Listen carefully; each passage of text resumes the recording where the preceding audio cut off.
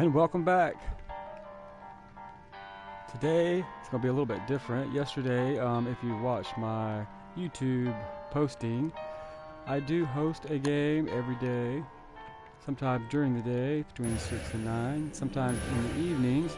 But what we're going to do today is go back over some basic game mechanics. Tried to talk a little bit yesterday about it, and unfortunately, if you watch, I had some trouble posting the entire show that I wanted to post because of, internet connection, but it's okay. I think we got it all worked out, the kinks and the bugs, but it happens, and unfortunately, for me anyway, and for my viewers, I'm broadcasting live, so if anything happens, I can't really control that. I may get a knock at the door, my dog might bark, the internet connection might go down. Anything can happen in real life. That's why I do it live. That's why I do it this way. I've introduced the game in this fashion on my YouTube channel so that you realize if you have played the original version or the shipwreck version, which I think was just an add-on to the original, the whole thing is, if you're a gamer, that's what you would do. You would just jump in. You wouldn't really try to figure out all the mechanics. No true gamer does. Sometimes we never read the instructions. We don't open the box and read. We open the box and start playing right away. So that's why I did this style. I started out, I just threw myself in just like any other true gamer would. I know all the mechanics, and yeah, I even know what all the mobs are called. I know all their names. But what I'm trying to do for my YouTube viewers and my broadcast viewers is kind of discover it all together. I've played it before on PC. I've learned all the ins and outs, just enough of the mechanics, I should say all of the mechanics, so I can kind of show them and teach them and help everybody play, so that way we can get a good team together. We can get a bunch of players. Depending on the time of day, they may not be able to play right away. Because of course, the world revolves around, and we don't really know what time it is across the world. Don't know all the time zones, but hopefully, we'll get all the players together and everybody will have fun. But yesterday I didn't really describe on the game mechanics.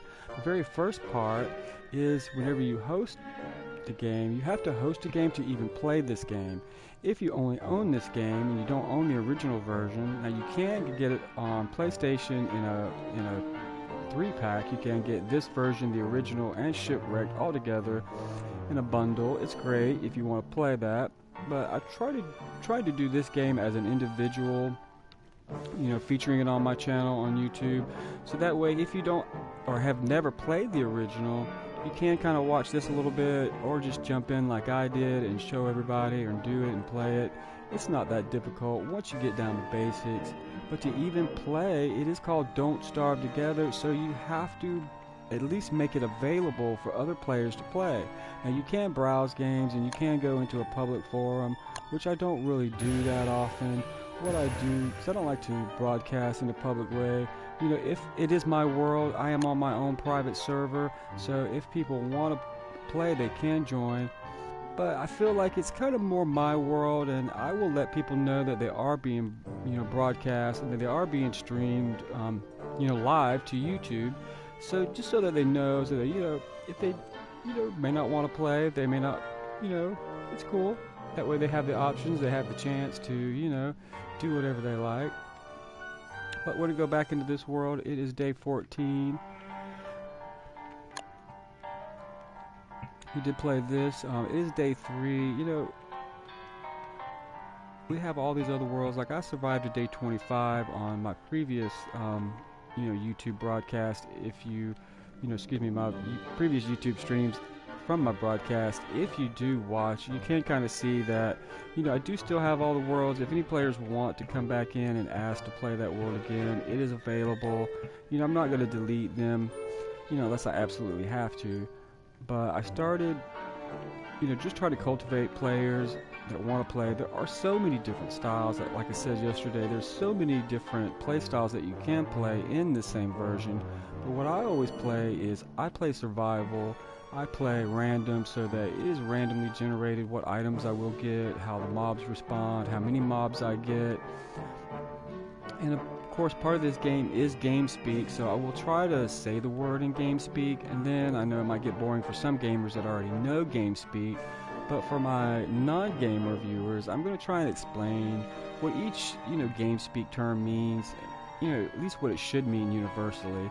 A lot of gamers, they get real cliquey and they kind of stay and stick with their own pack.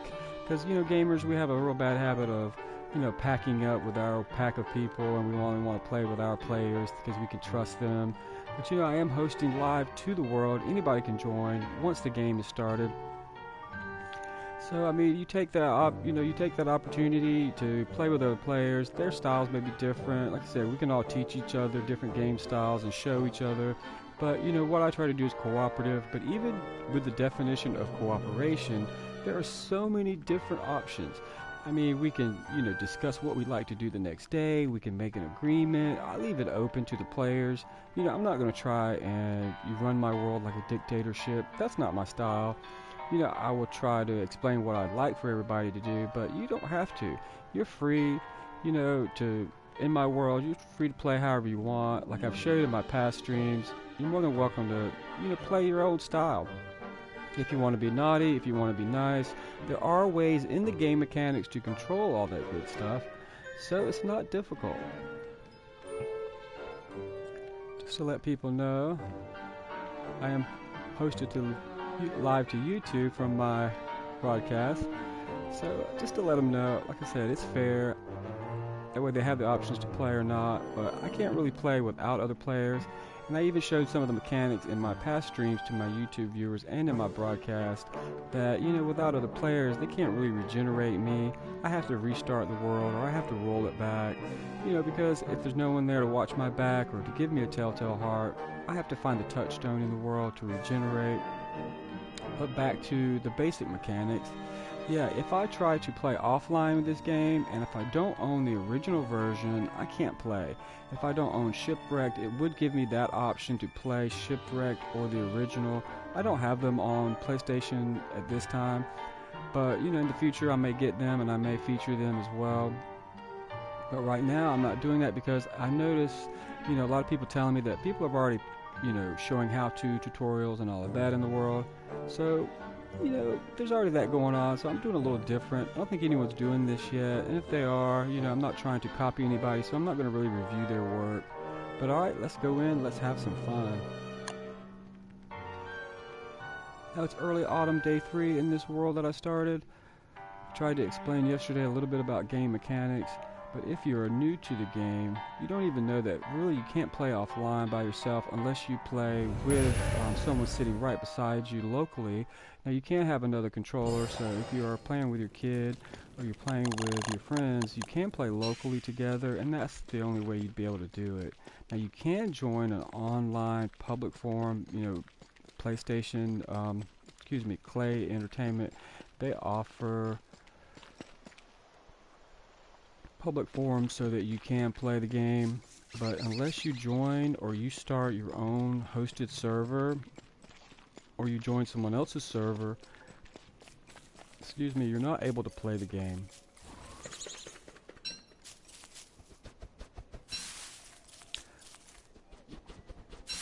But that is part of the mechanics, and that is why it is called Don't Starve Together. To play the other version, you can play on your own.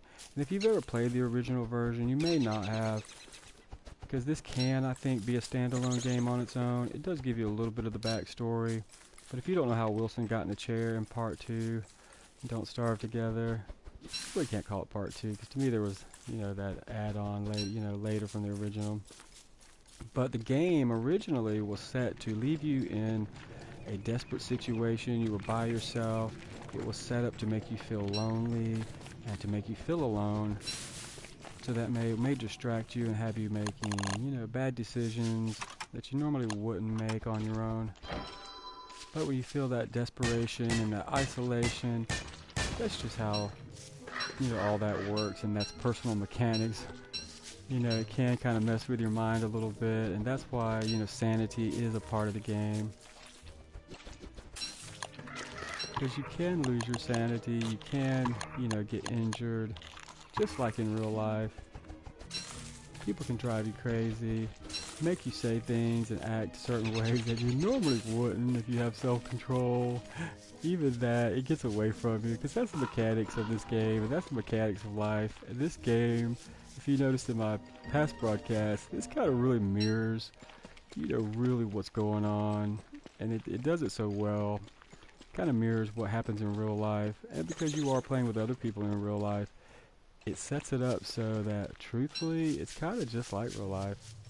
I can't control what other players do, what other gamers do. I can try and help them and guide them, but like I said, I'm not trying to be a dictator in my world. I want everybody to enjoy it, have fun, and we compromise. That's what, cooperation is all about. We each discuss what we'd like to achieve or what we'd like to accomplish. But, not all the time that happens. Some people, may not have an idea what they want to do. Some people are good leaders, some people are good followers, and some people are just good in, being neutral. They don't really want to make the choice. They will help out, or they won't, and that's okay. That's the way the game is set up. And I think that's why a lot of, gamers, get frustrated with, what we call in the game world newbie players, that are new to it. But, you can always, there are ways around helping them. Like when a new player comes in, I always really try to, help them out. There's a term, where you kind of chicken up the other players. And that just means that, they've got all the equipment because I've given it to them. They don't know how to acquire it on their own yet. They don't know how to do it, but I will outfit somebody with torches, food. I will feed you. I'm the host. This is my world, so I'm going to do my best to keep you in game, regenerate you, help you out, and show, all my gamers, the mechanics of the game, so that way they can play. If you notice going around the world, there are little pieces and little objects that we can find. And later I'll show you how to put them all together and what they do and the mechanics of all the extras. There are so many bells and whistles, so many thingamabobs, so many thingamajiggers. This world is just amazing. And that's why I like it so much, because they have layered it like the biggest onion in the world. There's so many layers that you can peel back in this game. I'm going to be able to broadcast and host this game for a year and barely be able to scratch the surface.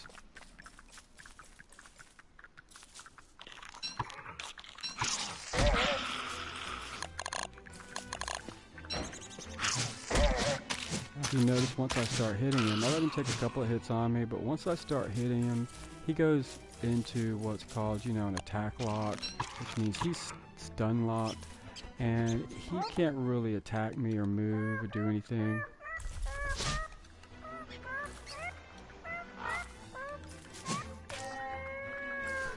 It's nighttime, so my mandrake wouldn't fall asleep. He's wide awake at night. He's going to run around and play. And you can play with him if you don't want your naughtiness to go up. If you don't want to pick him, you can play with him. You can offer him stuff. Haven't quite figured out yet what the mandrake wants. But I think you can friend him, and I think if the game mechanic holds up and I find out what he likes and what he wants, there's something I can give him, and he will sing out. So I've heard, I haven't really tested it yet, he will sing out and bring more of his friends around, so you can all play together. But we're going to try it out. Of course, sometimes when you get information from other gamers, unless you see it yourself, you really aren't sure if the game mechanic is going to hold up. Just like I said in previous broadcasts, if it's hungry, you can feed it. And some mobs, monsters of battle in this game, like the hounds, I think that once you get their health down low enough, they're going to start, they're not going to really attack you again. And I think that's the time when you can feed them. I don't think you would feed them raw meat. I think you would want to feed them cooked meat. So that way you kind of start to, bring them onto your side, for lack of a better phrase. Get them on your side, befriend them. And I think if the game mechanic holds up, just like I said before, the Tusk guy, he has a group of hounds. He has an ice hound with him, and he has a couple of other hounds, that watch his back. And if you come too close to his area, he'll sound the attack. excuse me, and they will attack you. Now I don't know if in game speak, in game you can, you can, do something like that, cry out or ask, for help. But if they're in close proximity, the hounds that are on your side are going to know. And I think you can, if the mechanic holds up, but you can befriend hounds. I mean, wouldn't it be cool to show your friends or your, your kids that, hey, you spent a good couple of days in game, befriending some hounds. Yeah, you may have to alpha them, you may have to attack them a couple of times to keep them from attacking you. And when I say alpha, that means that, you're going to have to show them that you are tough, that you're not going to just, take a hit. And if you do take one, I think it starts to, balance back his,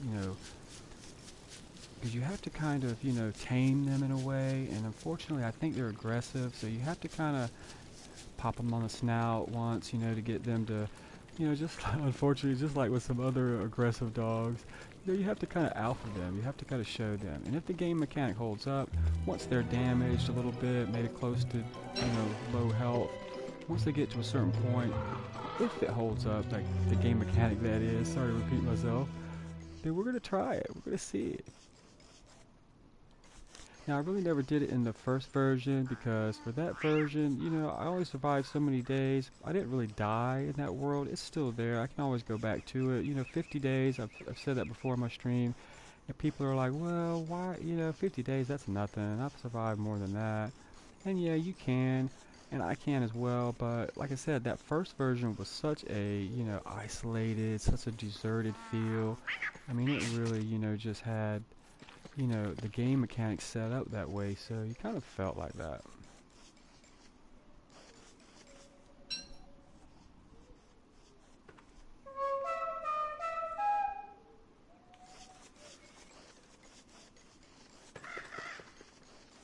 I'm going to try and see if we can't get some more game mechanics shown to my viewers.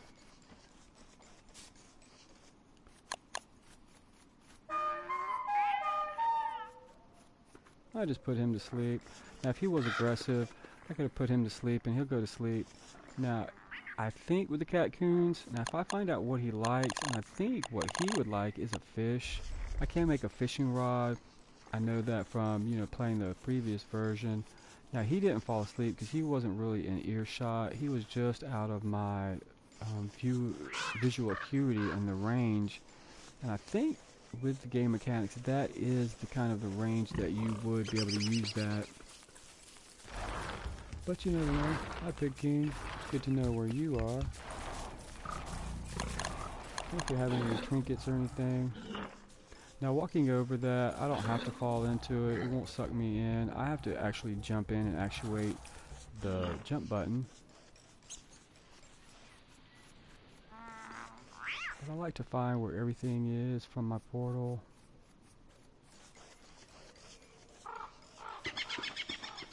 I may not be in the mood to fight hounds. I can always bring them over to the catcoons, and the catcoons will defend themselves. And of course, the whole cats and dogs thing. They will fight each other for you. You don't have to take them out. And the catcoons are pretty bad when it comes. I mean, not say bad. They're pretty tough, so they can take out a couple of hounds. I played the other day, and I didn't broadcast it. Once again, I was in a public forum. But I was telling everybody yesterday that I had played for 20 days and didn't find my first piece of flint. That world was so strip-mined. In 5 days, there was nothing around. At least not near spawn. I mean, if I could have ventured out, but I was getting hungry and I had to stay close to where I knew that there was a food source. You get off into the world and you get into, like, this area. Like, I can't cut down birch trees, and I can't eat the birch nuts. But I couldn't make an axe, so I couldn't farm, any birch nuts, because without one piece of flint, you can't even make an axe. So to survive for 20 days without the first piece of flint, it took some doing. I was fortunate, like I was trying to say in my previous stream, that yeah, it is possible. It's just super difficult.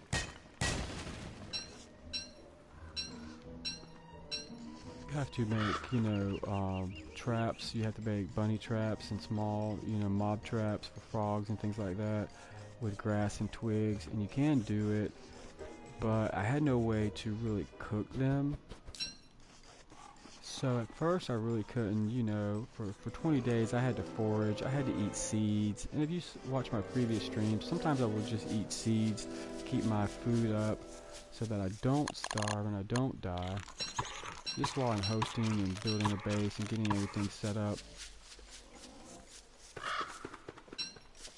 It's more difficult to forage in this game and survive that way because, like I said, you may not find a random seed drop like this bird just left me. But if you're lucky and if your naughty quotient isn't down, if your naughty quotient is down enough, I do believe, like I've said before, the mechanics still seem to hold up, to where if you're naughty, naughty things are going to happen to you. If you're good, good things are going to happen. And when I played on that 20 days, I really didn't kill any bunnies, I really didn't aggro any monsters, I didn't fight anything. So luckily for me, for that first 20 days, birds just seemed to flock in and drop me seeds occasionally when I would get too low. I would be able to, venture out and find things. And I'm not going to say that, it always happens, because I think it's kind of random, because I do have this survival game set on random. And I don't know if that actually randomizes the values, of the AIs of the mobs and whether they like me or not. I think once in game and once you set up your survival game with random, that just randomly generates the map and what you have available and what animals and what mobs, what animals and mobs are around you. So, there you go. I mean, it's all about the mechanics. Alright, so I friended some people yesterday, and I got, more people to join, and if they're good gamers, they'll come back. Even if you're a not so good gamer, you might be new to the game, and it's okay, I will help you. I'm the host, and that's my world, and what I will do is I will go hungry, I will starve you, I will starve to feed you. It's not gonna, hurt my feelings. I could always roll it back, or I could find a touchstone. And if there is other gamers in the game, they can easily, regenerate me and I can regenerate them. But with Don't Starve Together, that's what it's all about. That's the majority of the game mechanics in a nutshell.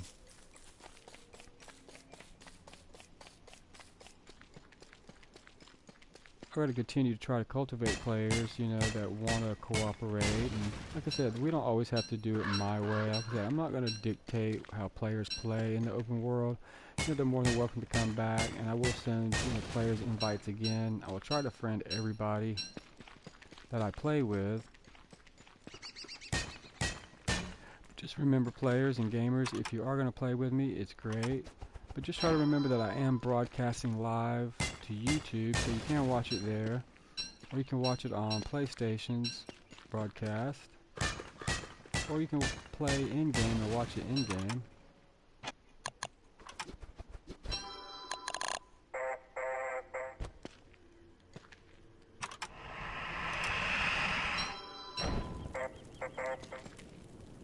Charlie almost got me there again. I have a bad habit of waiting to the last minute to worry about something. But that's part of the game mechanics. If you get distracted, it's easy. And if you see any of my past broadcasts, I've even, trolled my own self. I've even griefed my own self playing the game. It's so easy to do.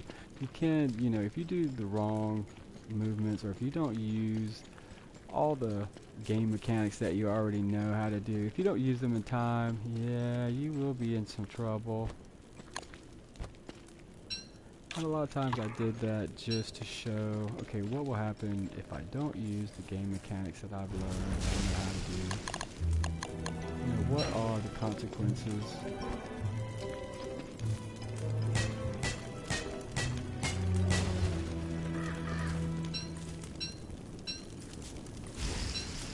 Like I said before, I got too close to that rock was catching on fire, and I got too close to the fire, so if you notice on the bottom of my screen, I did catch on fire and I took a little bit of damage. Now had I stayed there, I would have continued to take damage, and I would have caught on fire myself. Part of the game mechanics.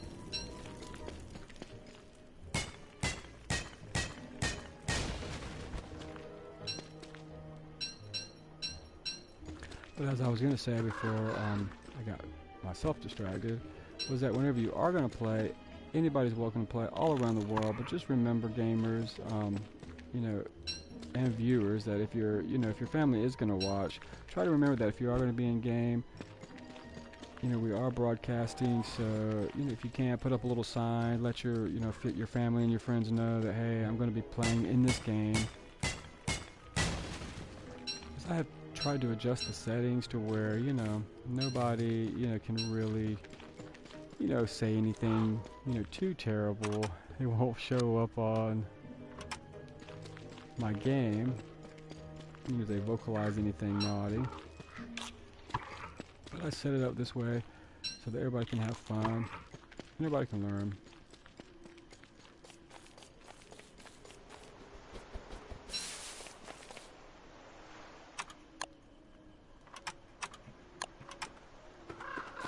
You know, like I said yesterday on my my posting, if you depress the right toggle, brings up your menu where you can do your emotes, you can game speak, and that would game speak in the game. I can send an invitation to players. I can, if I hit this button, you know, show my player listing currently in the game, and I think with this option I can whisper to a certain player, and it would give me the options, you know, to say something to that one particular individual by themselves. I can send invitations, and with the miscellaneous, this will give me my actions for rolling, you know, a dice roll, and that will regenerate the world and give me random values again. Or I can just regenerate the world. Or I can say rescue me, and I think what that would do is that would alert the server that I need some help, and it would roll back to the most peaceful setting where you started out, but really haven't needed to do it. And of course, rolling back I've showed several times because I allowed myself to die just to show the mechanics of, you know, each death. And I would have to roll it back if I'm in game by myself because, you know, it is not really an individual play game. I mean, I'm hosting and I have the server open to other players that want to join. So technically right now I am playing by myself. But the only way for me to play this game is to open it, either join a server that, you know, is a public forum, or to play by myself on my own generated world. But I have to be hosting to play. I have to actually offer it to other players. Now I can close it and have a closed game where I just have my friends join. That's another part of the mechanics. But if I want to play with everybody, I have to play, you know, with a host, you know, with the world, and I have to host the game. And the way the mechanics are set up, if I want to play by myself, I just have to play the original version or the shipwreck version. The added on game.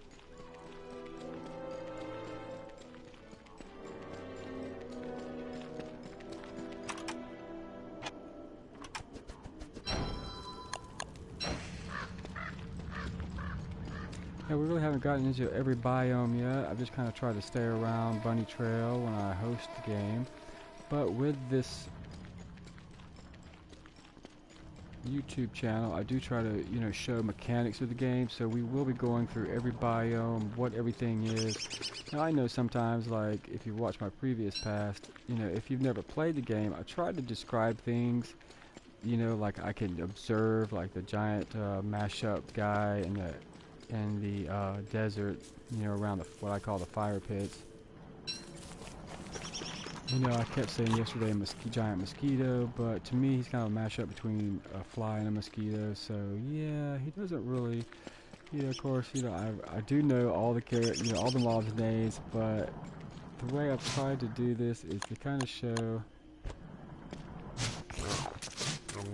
and teach the names and tell the names, you know, as we discover them together. I've already played it. I know what it all is. I know the mechanics of the game. But for my YouTubers, I'm trying to show them as we go.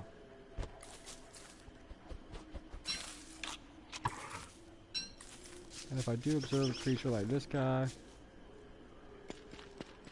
it's not going to tell me what he is because he's not technically yet in the physical world, but I do know that that's a night crawler, a shadow crawler, night crawler. I may call it a night crawler or shadow crawler, but you know, it's still a crawler. There are terror beaks. We'll see those. I will let myself go insane so you can kind of see those and show those game mechanics. Like right now my sanity's dropping because it's nighttime.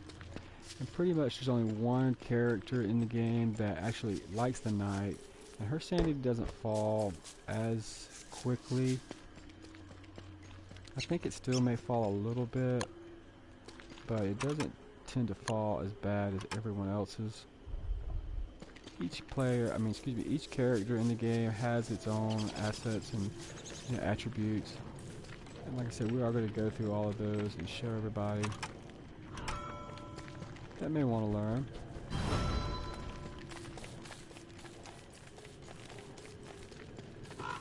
For my YouTube viewers, unless you know, if in the broadcast, people may ask me the same question. If I get new players in, they may ask me a question, so I will repeat myself. But as a standalone, you know, I will not try to repeat myself too much. But if you have any questions, you can always watch my broadcast and comment and ask questions, and I will respond. Even if it's something I plan to, you know, feature on the next day.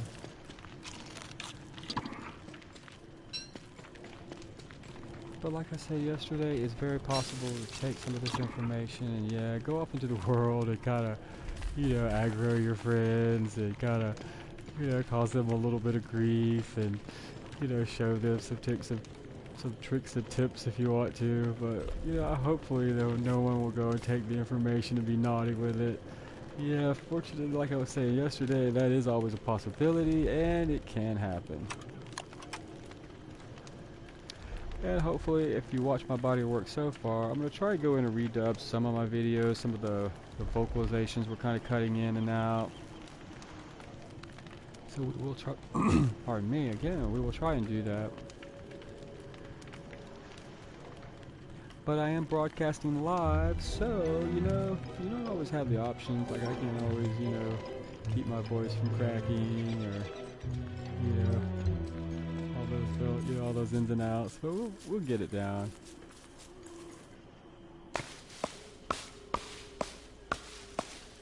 Hopefully YouTube viewers will watch and they'll want to go out and this will inspire them. You know, they'll want to go out and get the game, get PlayStation. Go out and get this game from Klei Entertainment. It is awesome. To me right now, it is one of the best open world concept games.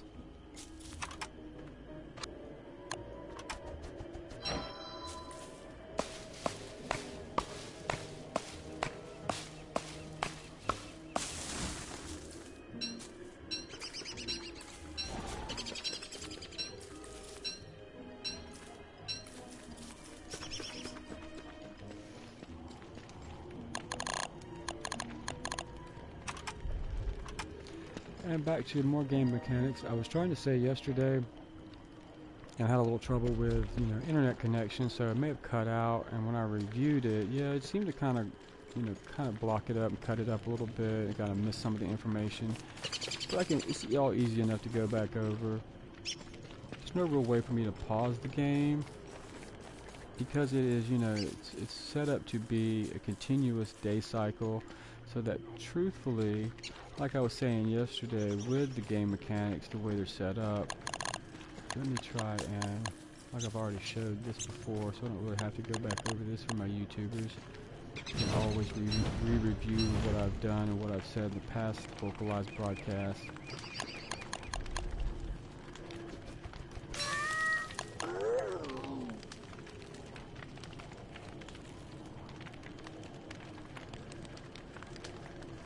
But whenever you look at your map, when you pull up this, you push the center black square, that really technically isn't your map. That's really the memory of your geography.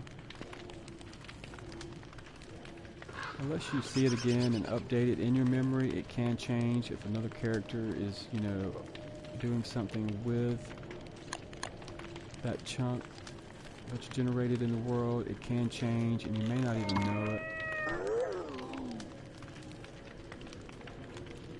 Now I am sleeping, and normally you can't sleep in the daytime, but if you notice my stat bar on my pulse there, my food is dropping, but while I was sleeping, even during the day, my sanity was rising.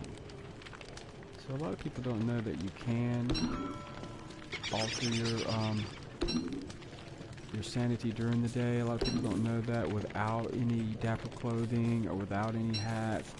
But if you utilize the mandrake in that way, even if you're low on sanity, you can do it during the day because the mandrake will put you to sleep.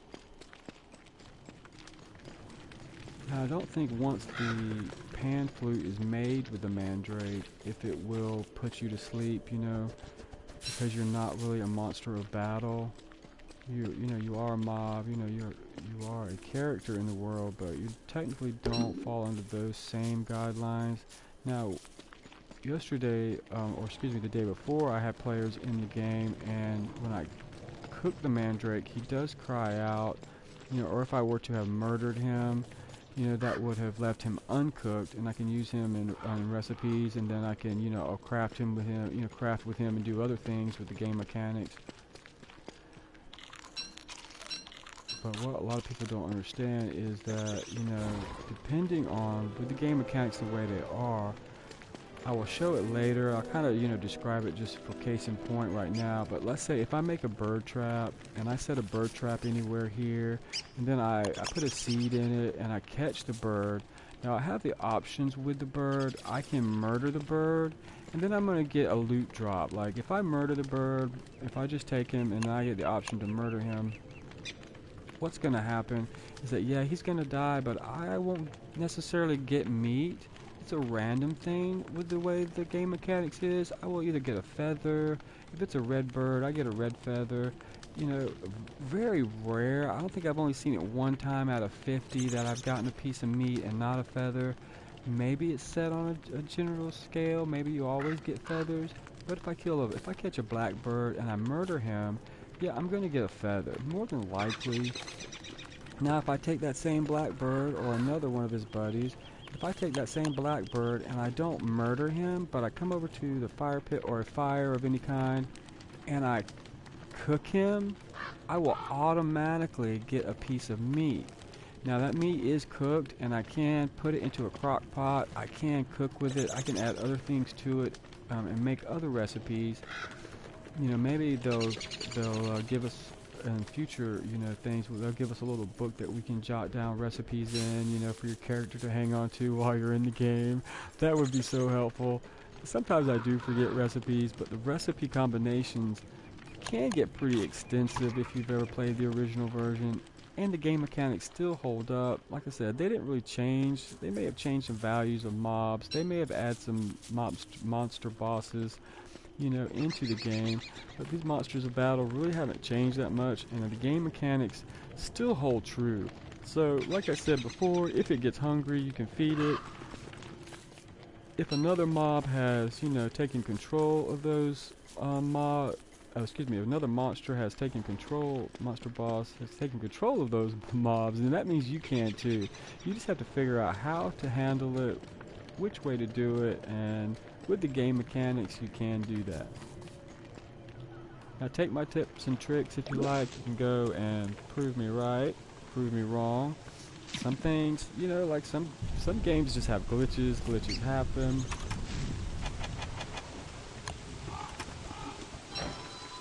And that's just the way it is. Some game glitches can make games a little better, but I don't really think this game has a whole lot of glitches. Like on my very first non-vocalized broadcast, on my late night gaming streams, I showed where, that different things happen for different reasons. And it can be a lot of fun to watch if you want to go back and review it. But on those unvocalized broadcasts, I did some things in certain ways just to kind of show that there are different ways to do it. I've even griefed myself in the game just to show that, you can't set things up badly for yourself. You can pigeonhole yourself into, the same responses, and you can kind of, you can mess yourself up. You control yourself. It's so easy to do, and I've done it before. And I think that's what a lot of gamers do with this game. They get frustrated because they don't really know the basic mechanics of what you can do and what you can't do. And you can even forget those mechanics. I've even done it on purpose just to show how easy it is. And sometimes I forget to do them because I am distracted. Just like in real life, you know, you may know the right thing to do, but sometimes if you're hungry, if you're tired, if you're not thinking clearly, if you're fatigued, distracted, all of the above can happen. And yeah, even if you are a veteran player, you could do a derpy thing and make a mistake. We are human, and that's part of the game mechanics. It's so much fun. It's all built in. Well, I'm hoping that the hounds happen. I really haven't made a set of armor or anything. What I wanted to do was, kind of show a non-aggressive way to handle the game today. I really didn't want to do too much. I want to keep my hunger and my health good in case anybody does want to come and play. But I'm really not going to attack today in this YouTube broadcast. I'm going to let everything else in the world help me out. Even if I get other players in the game, if they want to attack, they're more than welcome to if they are watching my broadcast. But no, I know where all the other helpers are, so I'm going to try and get my sanity up. I'm going to have to pick a few flowers and do a few things. Now see, I just ate all those berries. I didn't need to. My hunger was like perfect almost. I could have waited. The character doesn't get hungry if you look when you check your pulse.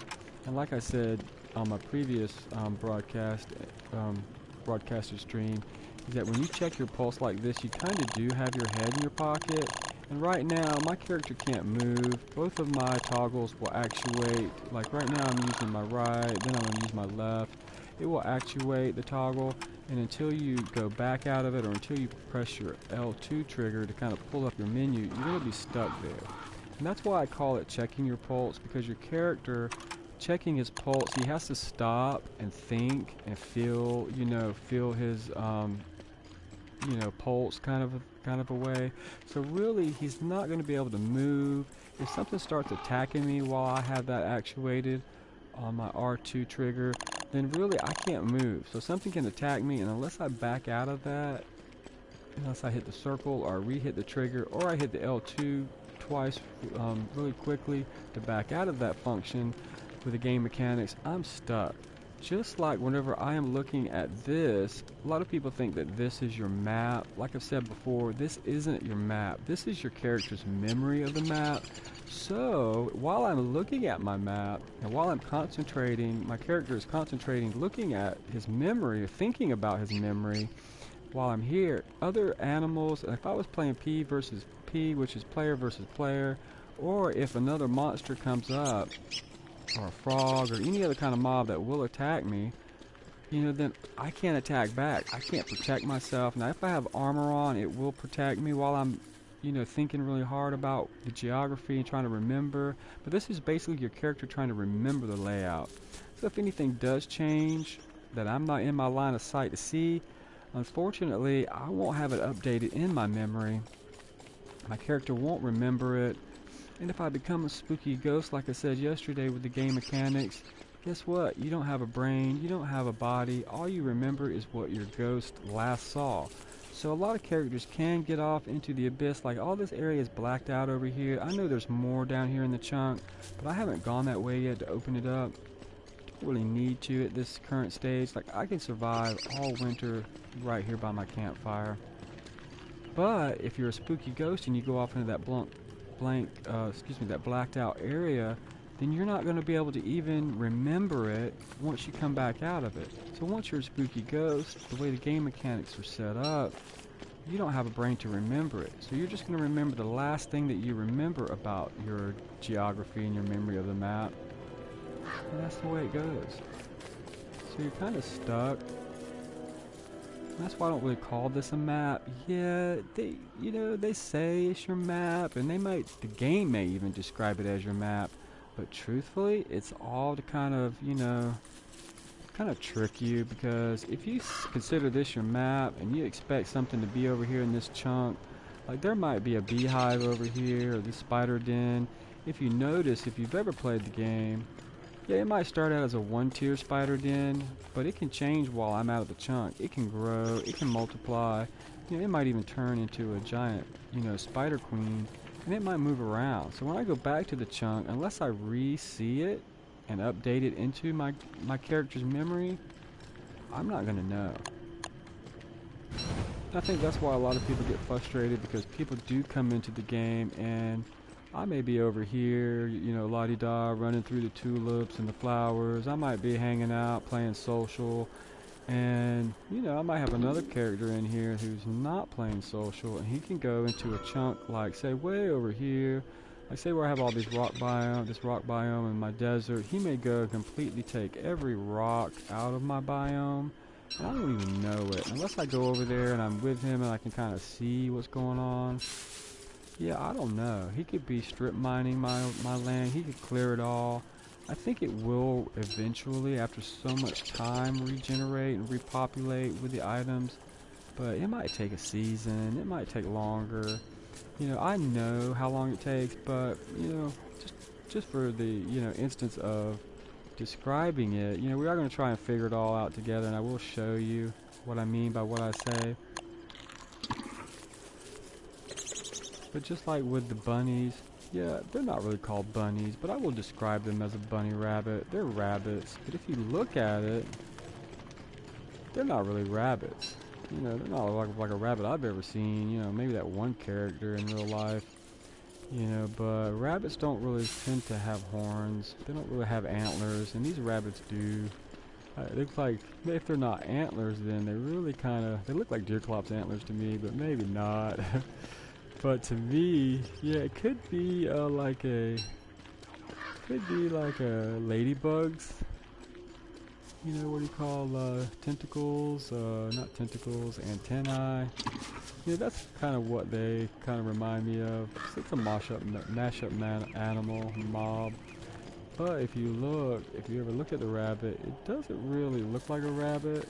I don't know if those are horns or if those are, that's why I call them deer rabbits sometimes. But just for the entrance of describing them, yeah, once I get close enough to the mob, yeah, I'm really going to, you know, we'll figure out the names of them and we'll show it to I'll show them to my YouTube viewers. Just so they know. I'm going to bring up my naughty quotient a little bit and set this little guy on fire. Just so I can see a little bit. We finally have enough to make our first science machine. It is day 7. And like I said before in previous broadcasts and streamed, you know, viewings to YouTube, you don't necessarily have to have all the items right away. You don't even need, like I have played, the other night I played for 20 days, never found an axe, never found my first piece of flint, because, you know, somebody had come in and kind of strip mined the world, and, you know, they were on cooperative setting, but it is survival. So anything is possible. It all depends on how you want to survive.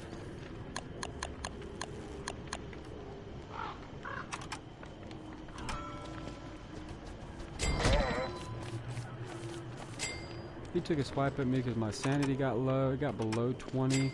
And once my sanity goes below 20, he will start attacking me. If you see the little red wavy lines around me, yeah, my sanity is starting to decrease. Now I have the options. I can, you know, continue to go insane and fight them, and I can get nightmare fuel and other items from them. But right now, that's not really what we're going to do. I really didn't want to fight anything. Like, if you notice, I really didn't get aggressive with him. I could have swiped at him and he would have, you know, disappeared. He would have kind of fell apart and kind of vanished, and I think that's his way of, you know, teleporting out of the world. But, yeah, I'm going to try and adjust my sanity a little bit by making a few things, just so I keep my character in good health.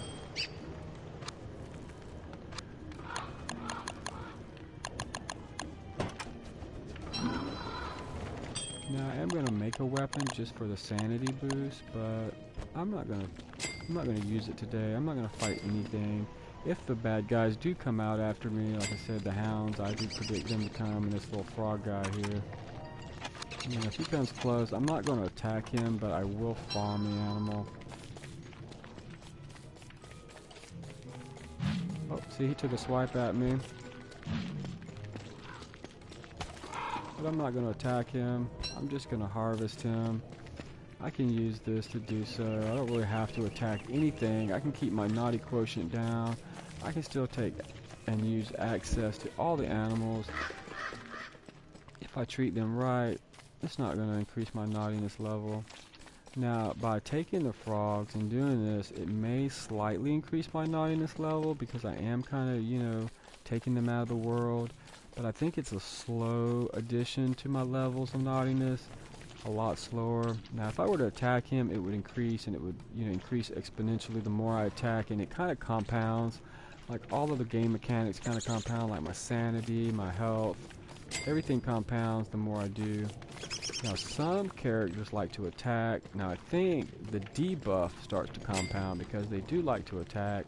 One of the characters likes it at night, so they're not going to start compounding. They may drop a little bit of sanity, but if you notice the game mechanics, it doesn't compound. Like on me, if I'm playing any other character besides the character that, you know, does like the night, and it describes it in their description, but every other character will compound at night. The more scared you get, the more hungry you get. Of course, just like in real life, the more tired you are, the more fatigued you are, the more hungry, the more, you know, hurt you are, the more injured. You know, your sanity is going to kind of drop. You're going to get more sad. You're going to get more worried. You know, in all your stats, you're not going to be able to, and like just like in real life, if you're, you know, if you're depressed, you're not going to heal properly. If you're sad, you know, you're not going to be able to keep your stats up. You're not going to be able to do all of that. So that's why I say this game really mirrors real life in a lot of ways. Now I don't want to die, so I'm going to chop down a little more wood. I don't think my YouTube viewers want to see me die anymore. I think I've died enough for my YouTube viewers right now.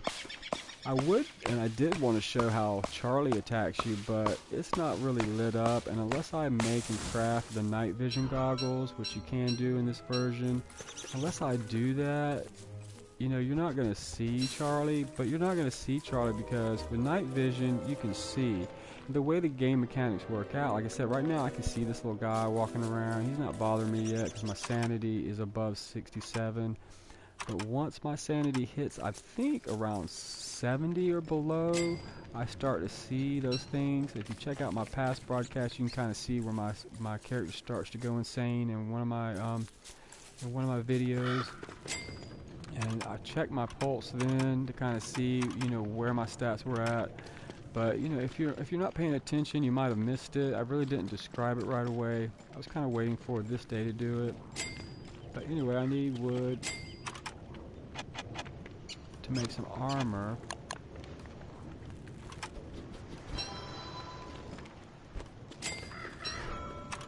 I'm not going to attack today. I'm going to try not to unless I absolutely have to. And really, the way this game is set up, I say that I won't if I have to, but I never have to.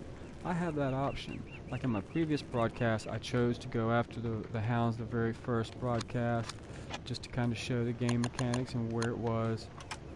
But technically, I didn't have to attack those hounds. I could have ran, I could have fled. Now they can corner me, and just like I can hunt, and I'm going to show hunting mechanics later.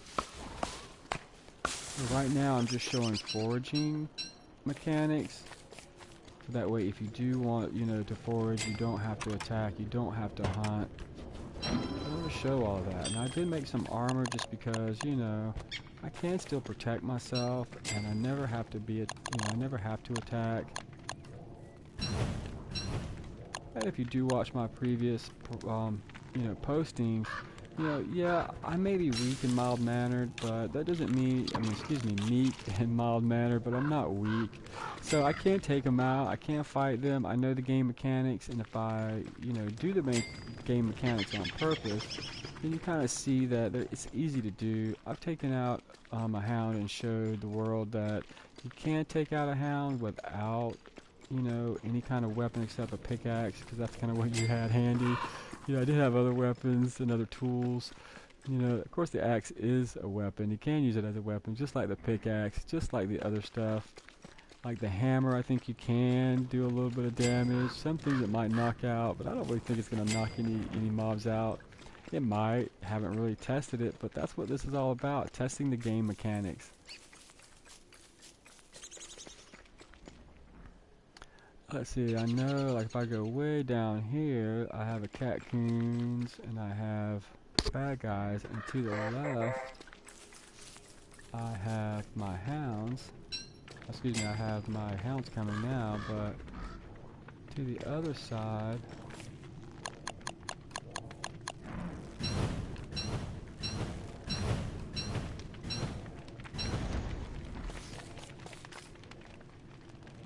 if you notice, I do have a tool in my hand and I'm still able to plant something. It's because I'm not using the tool. If I tried to use this tool, I wouldn't be able to. This doesn't even give you the options. But I can hold the tool with one hand, and if I'm not trying to use it, because you have to have two hands to use the tool.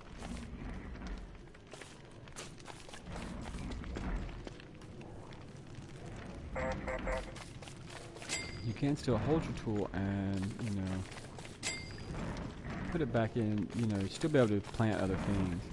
Now the reason why I said yesterday on my stream is because, you know, just like in life, if you throw your tool into your bag, just like this, if I unequip this, it's going to go in any available slot, just like when you have a big bag of tools. And if you've ever used tools and ever put them in a big bag, you know, once they're in the big bag, you don't really get to decide where they end up, where they stay, you know, unless you've got some nice little slotted cubbies and you've got all this great stuff, you know, organized in some way to keep them stationary.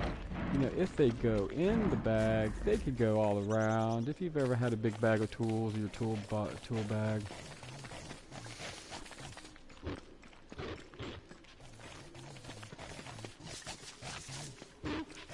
You really can't control where the tools go.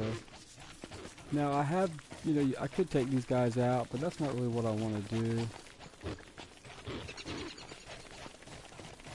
Now see, right now if I were to pull up my map and look, I would have to concentrate and remember where the stuff is to be able to see it. And he's going to stop. Now if I stop to look at my map and think about it, see, he just attacked me because I had to stop to think what my geography was on my map. So of course, you know, he can get me. Well, since they're here, I'm going to show you these guys. Pardon me, they will attack him for me. If they continue to be aggressive with the mobs. See, now they're not attacking me because I'm not attacking them, but they did take out the dogs for me. I don't have to attack in this game. If I don't want to, I can be passive. You know, I can let these guys take them out for me, and that's exactly what they did. Now, if you've ever seen my past broadcasts and streams, you will see that, yeah, I can't take them out on my own, but you don't have to. Now, I was going to lead these guys all the way down to where the catcoons live, down here near the pig kings. But I think the pigs, you know, the king would have shouted out, and he would have gotten the pigs to, you know, he doesn't even have to tell them, they already know. They would have taken out the dogs for him. But, you know, I was trying to lead them down to the catcoons because the catcoons will attack them too. But the dogs, because the hounds, because they have their own AI, they decided to stay off my trail. I wasn't even trying to run ahead. I was trying to keep, you know, let them keep up with me. But the AI of the hound decided, hey, I got distracted. I'm gonna go take out one of these guys. And you saw what happened to the hound. He got one got attacked. One of these beefalo got attacked. And then all of his buddies heard the attack. He cried out for ouch. He got hurt. And then the other guys came running to his aid. That's right. The other AIs in the beefalo, they decided, yeah, I'm going to go help my buddy. I don't have to. I can sit here and still keep grazing. I can sit there and watch my friend, you know, get beat up and taken out, but I don't have to. I can go help him. And if you notice, that's exactly what they did. Now the dog got weak and he stopped attacking, and they were not going to attack him. If you notice, you can even rewind it. The game mechanics were, the beefalo would have left him alone. If he wouldn't have barked, if he wouldn't have re-attacked them, they were not going to continue to kill him. They don't have any desire to kill. Now they will protect themselves, but if you notice, he barked. He got aggressive. He says, I've got a little more life left. You attack me, I'm gonna attack back. He made that choice. That artificial intelligence of that mechanic of the game, he decided. And, well, the beefalo said, well, you know, we gave you that chance, buddy, and if you're gonna continue to attack us, we're just gonna take you out. And if you notice, that's exactly what the beefalo did. I did make a spear, I did make an armor, but, you know, if you look, I got hit when I showed my map, or I should say whenever I tried to show my character's memory of the map.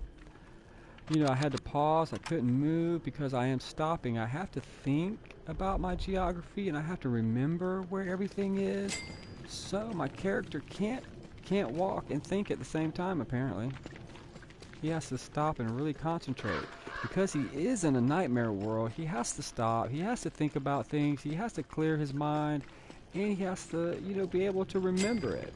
That's why I don't call this a map. It's not. It's your memory of the geography of the map. I know, weird mechanic, huh? But if you don't know that mechanic, yeah, you might be trying to look at your map and bad guys are coming after you like I just showed, and guess what? You're gonna get attacked. My armor is at 90 because I took 2 hits, so each dog by himself gave me 10% damage on my armor. He didn't get to my health because I have the armor on, and instead of taking that 10%, those 10 points from my health, he took it from my armor. Now, if I was armor free, I haven't really tested it exactly, but if I, you know, were to get hit without armor, I can only assume it's 10%. I would think it's more, because, you know, my flesh is a lot, even my robot flesh here is a little, you know, less strong than some wood, if the game mechanics hold up. And so far, if you've watched my previous broadcast, my previous streams, my postings all show that. And I've even discussed certain things, and then I've been very fortunate that as soon as I talked about them, lo and behold, those kind of things held up. They kind of showed. And that's why I like game mechanics. Because once you learn the game mechanics of the game, then you have the option to go and do whatever you want to do in the world. See, I can't attack the bird. I have to be able to catch him. He's quicker than my swipe. Thank you, bird. Now, because I scared him, my naughty quotient went up a little bit, so he just tried to appease me. He doesn't want me to hit him. He knows I can if I time it just right. So he tried to appease me with a seed. Now, that may not be a game mechanic, but it sure seems like one. And I keep noticing it, that, you know, I don't know if that was the same bird, but, you know, lo and behold, it's kind of funny how that worked. And I'm going to keep proving the game mechanic and see if it holds true. And that's what this channel's all about, testing game mechanics and seeing which ones hold water and which ones don't. Of course, I already know all the game mechanics. That's what's fun for me, to kind of show them. And, you know, once you kind of get the hang of it,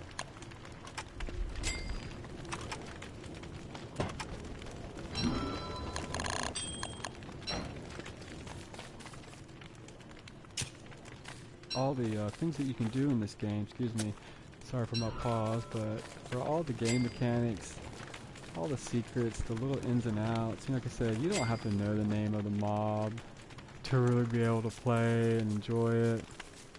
But I do, but I just want to kind of, you know, show every viewer that, you know, really discover their names together.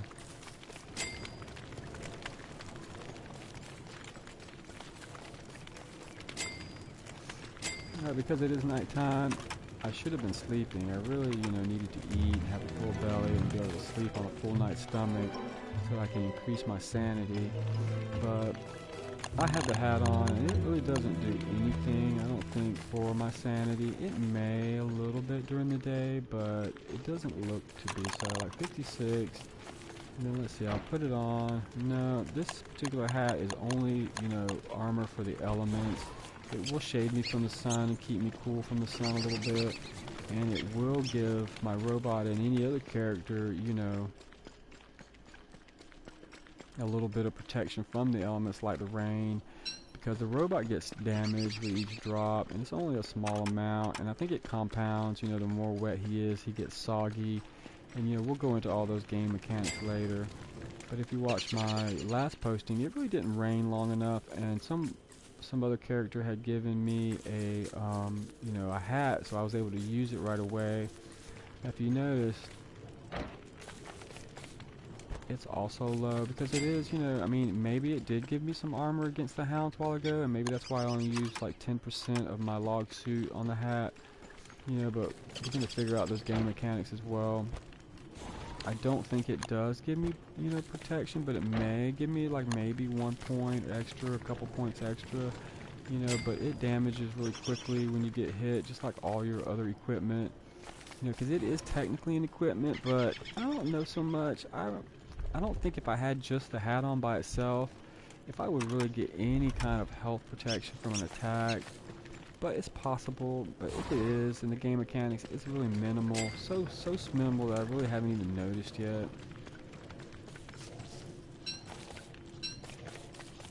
But today's feature is all about game mechanics and not really wanting to attack anything. I'm not going to openly attack.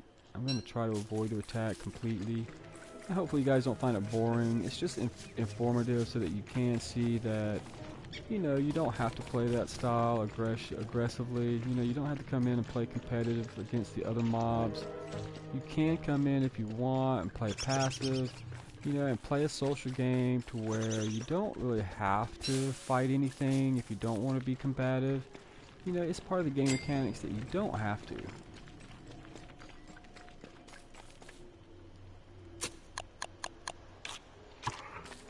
Now, I do think the more I run around, like if I were to stay in one spot, maybe, the way the game mechanics work, I need to find some food. I need to stop talking.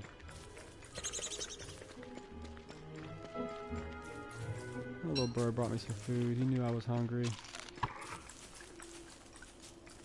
It may just be a random loot drop, because sometimes birds will, you know, drop onto a seed and eat the seed, and once the seed is gone, you know, they'll hang around for a couple seconds, but then once they take off, they may drop a seed that they already had with them. Because seemingly I would think that the birds can kind of have, they have pockets as well, you know, they can kind of hold certain items. Like, I really think that the loot drops are just items that the mob is already carrying. Like, this is a butterfly, you know, and I think randomly it will drop butter. I think it's like the most greatest loot drop in the game when it comes to butterflies. But that loot drop, I think it just depends on how old that butterfly is in the mechanics. Like, if you just plant a, you know, I'll show that later too. If I plant a flower that once I've caught a butterfly, I can plant the butterfly wings, and it will generate another flower, so I can farm butterflies. And I've noticed in previous, you know, games that it seems that the younger the butterfly is, of course, he's not going to have a chance to flap his wings and make butter. But if you farm the butterflies right, and you kind of keep an eye, it's kind of hard to keep an eye on their ages because they do move around a good bit. But if you only have one butterfly and you keep him alive by, you know, leaving his house there and not really touching his house, which his house is the flower. You know, every night he will sleep there, he will go back to sleep there, he will kind of disappear from your vision in your world. He is still there, so you can actuate him, you can still attack him if he's sleeping on the flower. But if you let him live, the longer he lives, if the game mechanic holds up, I think eventually in his one little slot that he can hold, I think maybe he has one little slot in his pocket, because he's a butterfly, I think he will make butter. But again, like I said, with the randomity of the game and the game mechanics, sometimes game mechanics might be applied. This game might sometimes apply different mechanics. It may have one creature with the same.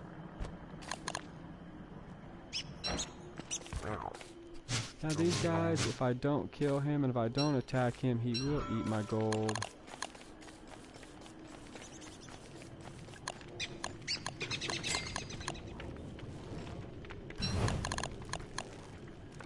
And I cannot drop a trap down, you know, like a bunny trap or a frog trap is what I call them.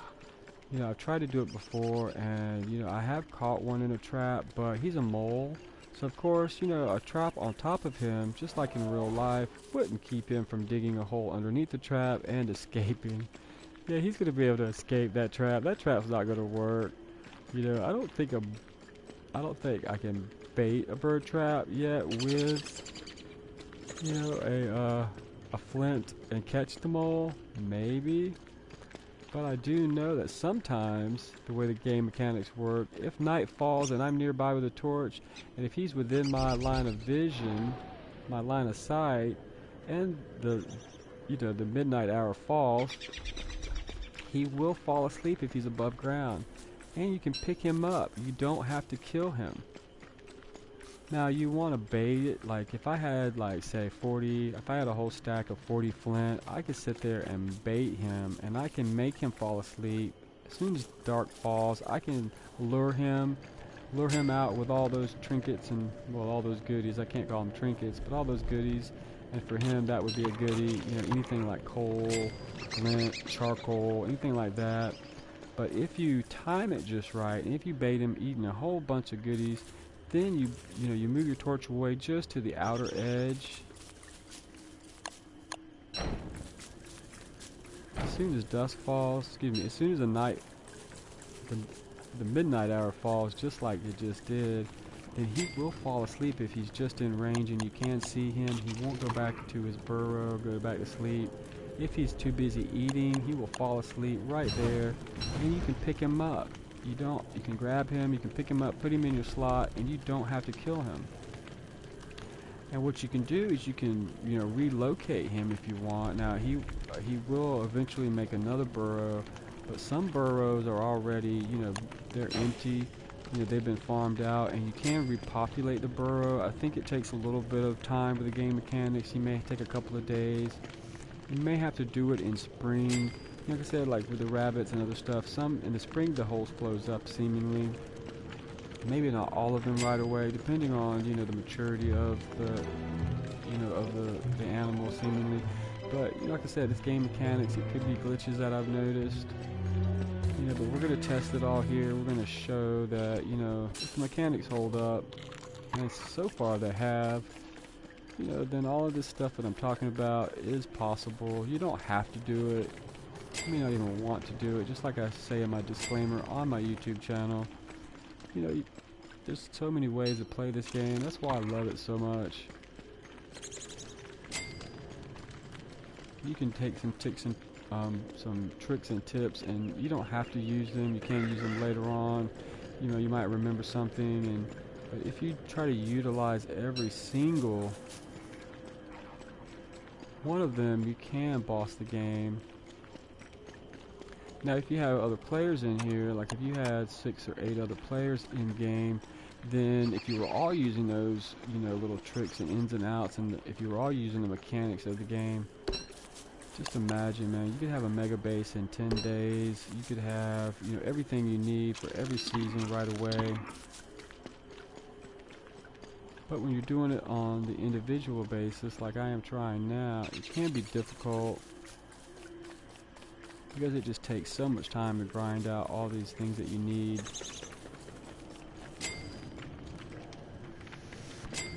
Now, if you notice, I'm not going to make a science machine unless someone else joins, and if they want to join, they can play it. I'm just trying to show the game mechanics and show what you can do.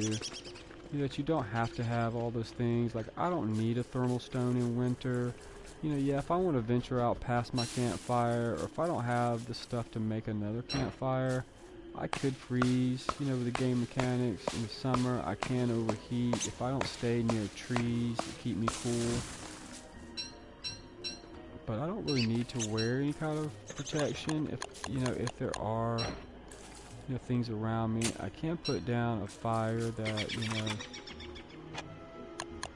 like this one. This is an endothermic fire. It is the opposite fire, which means it creates a cold zone. Now, if I have a camp built, I don't need to put flingers down in the summer. If I don't go out into another chunk and activate it, that chunk really isn't going to burn down or catch fire too much unless, you know, I have activated that chunk.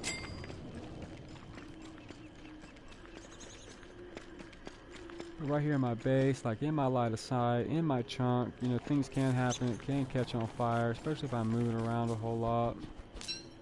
But I can show that, you know, with those endothermic fires, yeah, they're a little expensive to make. It takes 3 grass, 2, it's like niter that it would take.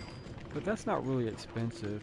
I mean, you can drop those down, you could keep them lit all over your chunk, and really those endothermic fires would put out any, you know, fires that take a blaze. So, I mean, yeah, it can be difficult. You will run around a good bit. But there are 1,000 different ways to, you know, to conquer this game. You don't have to do it any particular way. That's why I think a lot of people get frustrated, like I said before. You know, there's so many different ways to play the game. Even, you know, game styles overlap.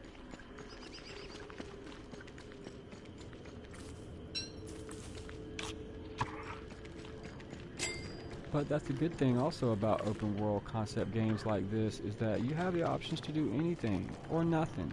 You can't stand around. I can stand around and just go out just enough for food, just enough to, you know, get me to survive. Like, I don't have to bring berry bushes over here and replant them. I don't have to do any of that.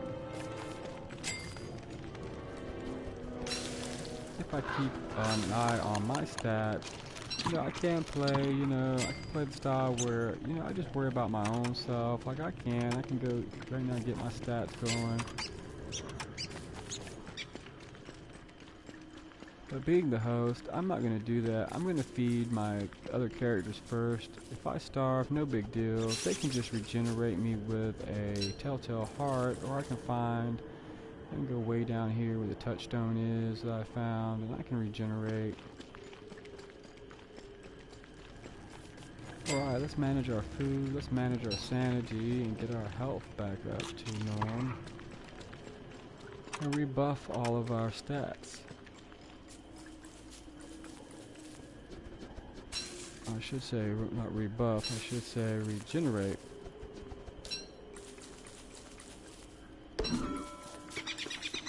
And like I said in previous, you know, broadcasts and streams, yeah, I don't really like to eat all the flowers right away. I may not even, you know, harvest them until winter, because I do believe, if I'm not mistaken, until summertime, they don't really, you know, have a chance of, you know, getting burned up. And, you know, I don't think in the winter they despawn, you know, unless somebody picks them. You know, I mean, unless somebody catches them on fire.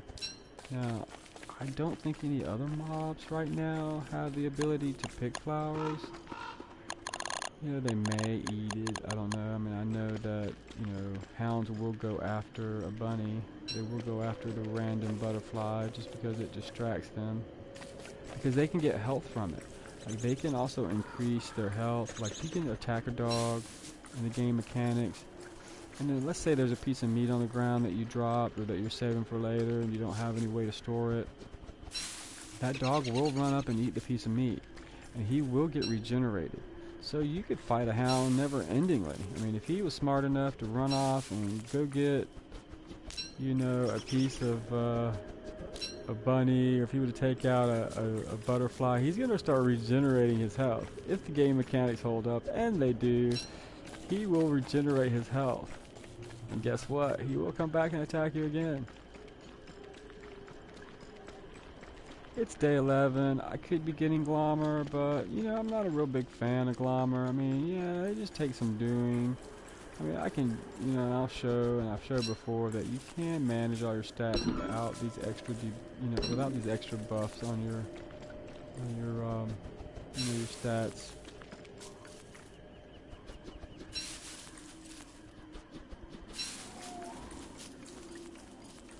Now the blue mushroom is pretty good. Now if I eat any kind of mushroom in the world raw, I think it kind of gives me the negative effect of what it can do. But if I eat it cooked, it will give me the, the positive version. But then there's also a game mechanic to where that if I put that into a crock pot with other items, it will change the, recipe, and you can, make other things, and it will give me the added compounded benefit of all the ingredients. I think you will end up making a meaty stew if you put it in there with some meat, a vegetable, a mushroom, and all of that kind of stuff. So it changes the recipe, but I think it does, if I'm not mistaken, give you compounded benefit. Now that blue one, I can also, I can cook it by itself and regenerate my health.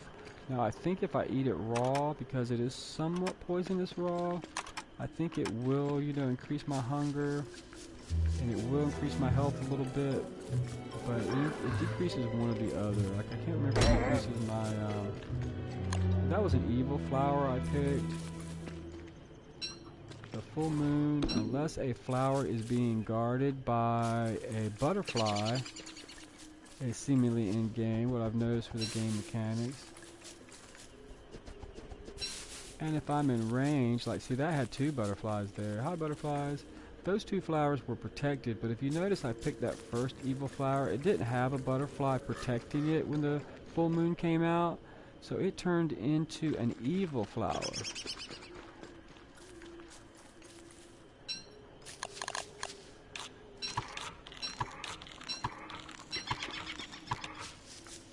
And that, again, is part of the game mechanics. Like right now, I'm insane. My sanity has dropped below 50, so 70. So I'm starting to see things at 70. At 50, I can no longer eat bunnies. If I kill them or I try to cook them, I won't be able to. They'll just turn into nightmare fuel if I murder them. Now I can take 2 rabbits, and I can still craft with them. Like, I can make a set of bunny ears if I wanted to, and it won't really affect, the outcome of the bunny ears. I still will make the bunny ears, and I can wear them, and they're not going to turn into, black colored bunny ears. They're still the same color, but I can't really eat them when I'm insane because of the nightmare world mechanic. I am in a nightmare world, so if I go crazy a little bit, if my sanity drops, then just like, see, there's a little baby Terabeak. You can kind of see him, and this is a night crawler.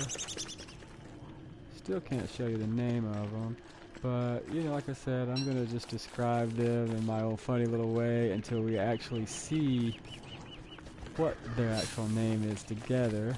So my YouTube viewers, if they've never played the game, if they don't know what it is and what I'm talking about, we can kind of discover it together.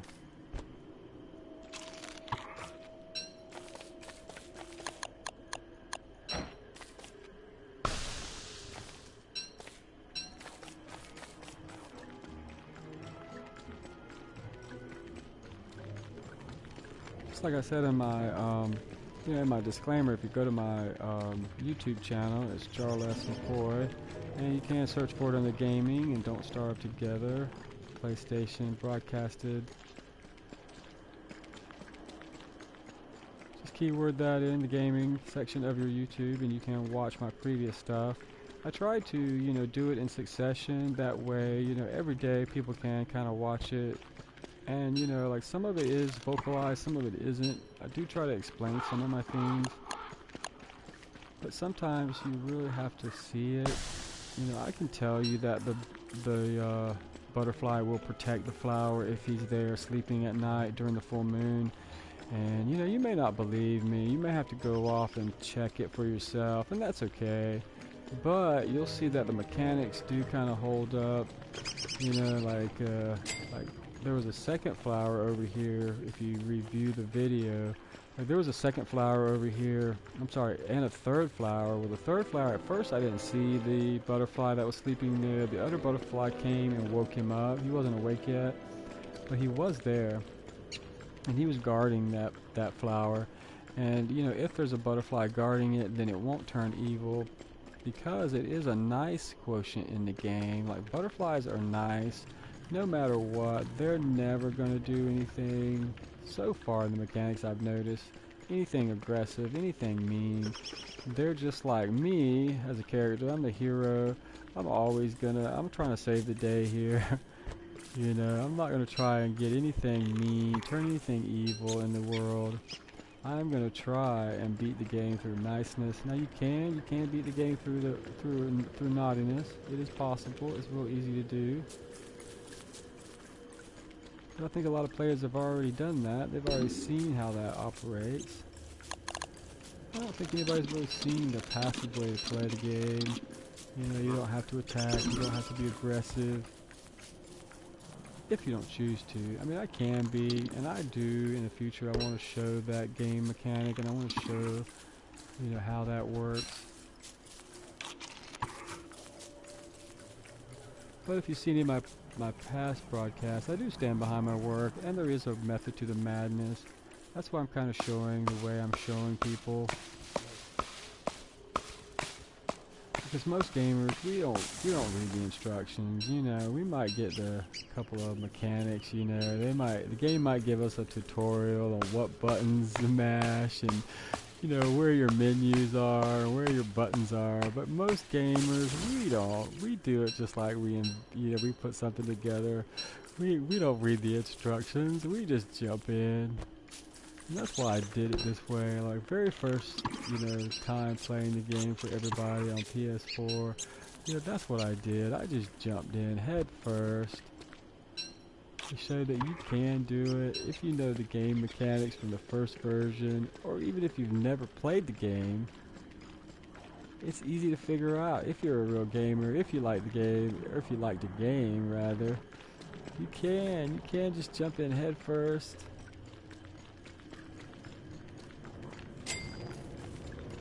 And if you can keep a cool, calm, level head, you don't have to panic.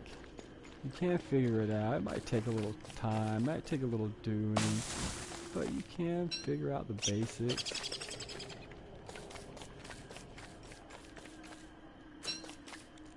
But really, if you watch, and if you watch my broadcast, and if you watch it later, you know, on YouTube, you really don't have to. You know, I'm not trying to take all the fun out of it for you. There is so much more to discover in the game.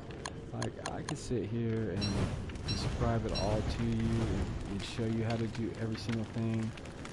But truthfully, if you don't do it, you may not pick it up. Or you may not believe me. It's okay. I don't lie. You know, if I tell the information, if I may call a mob the wrong name, but, you know, to me, as far as mechanics go, what the game calls it, I may not want to call it that. Just like that. I don't know if that's really the lady's hands, but they've been around before I met the lady, so they may be her hands. They may be Charlie's hands, because Charlie, I think, is a nightmare guy. But you see him.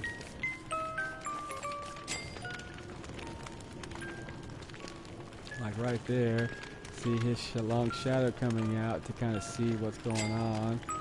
And I think that these are his hands, but I don't know. I don't think that's as important as, you know, knowing the game mechanics.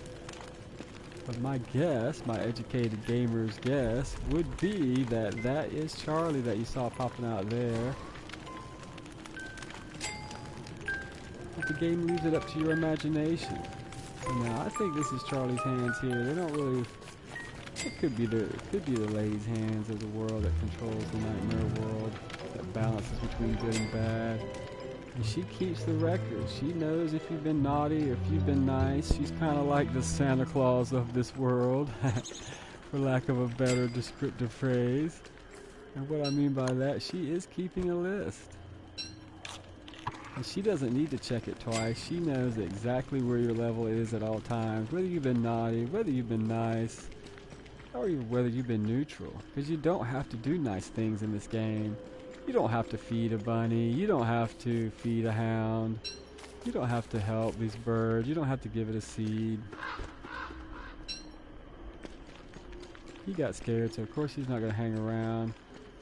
But I don't think there is a way. There may be a way. I think you can friend the birds, but you have to have a bird cage. And then you can feed the birds, and they will regenerate seeds for you all year long. That's part of the game mechanics I'm going to show probably tomorrow.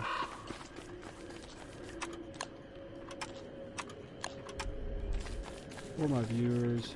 And hopefully we get some players in here and everybody, you know, kind of wants to learn a little bit about the game mechanics.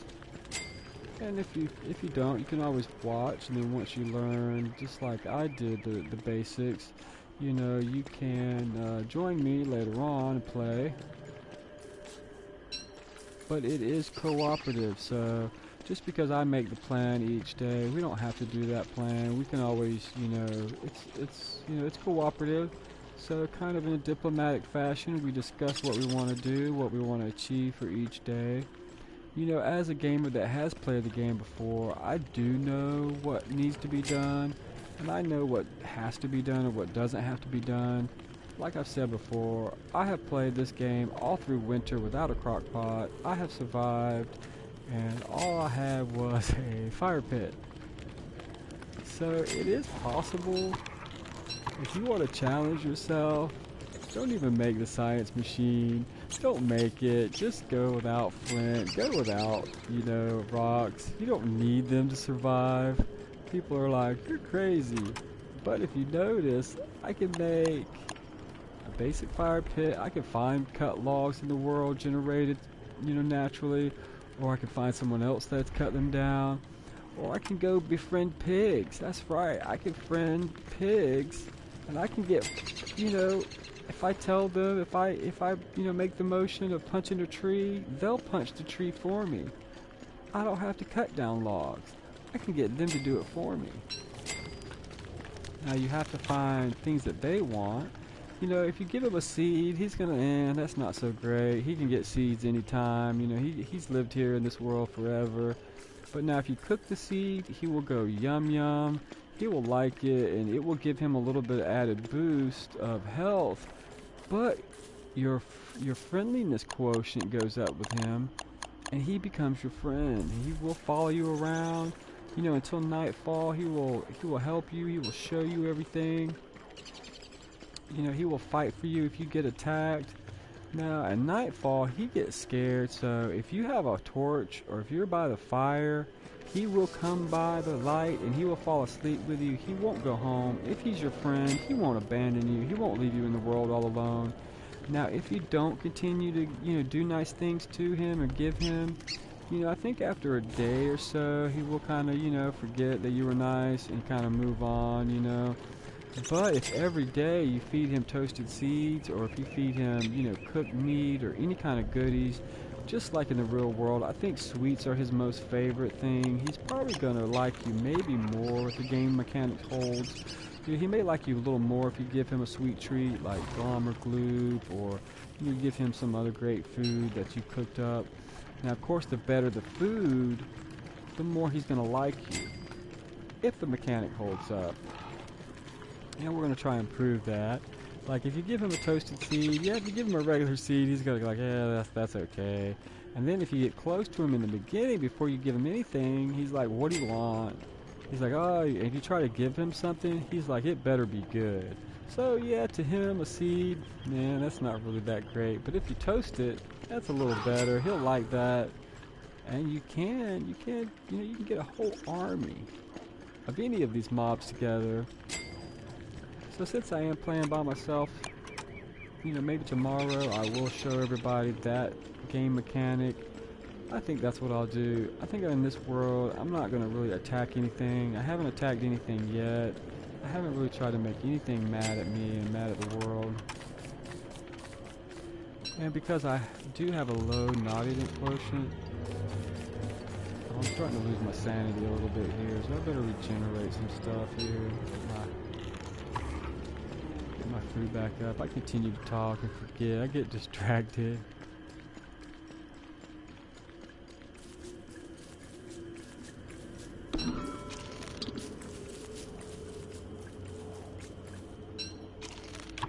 And right now I'm not so worried about my health. My health is fine. Right now with the game mechanics the way it is, like right now my sanity is 25. If it gets to 0, it is going to start depleting my health because, you know, once it's at 0, he is in such a depressive state that it's going to start compounding the drops of my other things.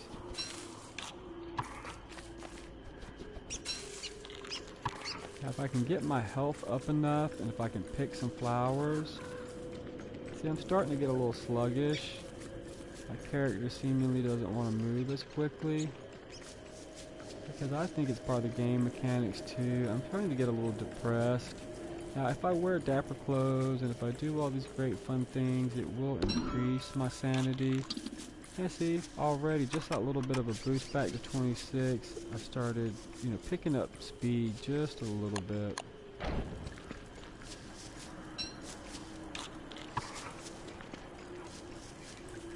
And if you notice in my broadcast, I will let myself go without hunger, because you really have to know the game mechanics and you have to see them time and time again, because the interactions are different for each thing. Like right now my food was low, so I can't really sleep, I can't really do anything to increase my food unless I forage and I go out and eat, because I didn't make a crock pot. I didn't make any better food, quality yet, so got to be careful. Once my sanity gets to 20, things are going to start attacking me, like all the nightmare things. Because see, if you notice the little red squiggly lines around me, yeah, my sanity is crashed.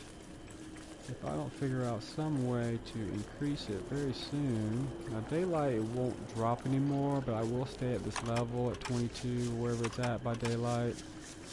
If you notice, if I check my pulse, my character has to stop.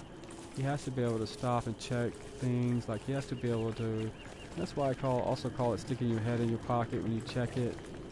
Because really, if your head's down in your purse or your pocket, if you're a lady, your purse, if you're a guy, your pockets, even in real life, you have to stop and think and pull stuff out of your pockets. Now, if you're really good, you can multitask. Just like now, I'm walking around. I can move my other hand and actuate my pockets, and I can feel as I'm walking, I can feel what's in my pockets, I can remember what's in my pockets. But let's say right now, like if I'm picking up this and I'm doing other actions with X, now I still can move my actuate my right toggle, if you notice, and I can access other things while I'm doing other stuff. Like I can juggle, as I call it. Like while I'm picking up, oh, he's trying to hit me now.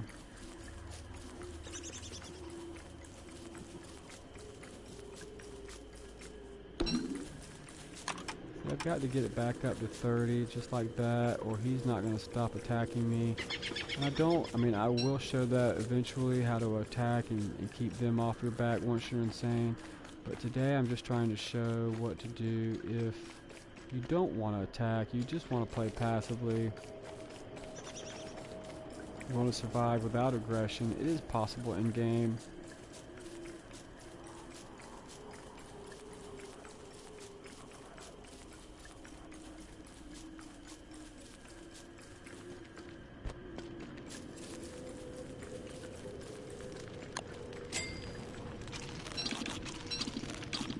Alright, I'm trying to get my food back up, because that's one of the game mechanics. If you have your food up enough, you can sleep. And that will regenerate your sanity at night. So I'm going to spend the rest of this day just trying to get my hunger quotient back up. My hunger value.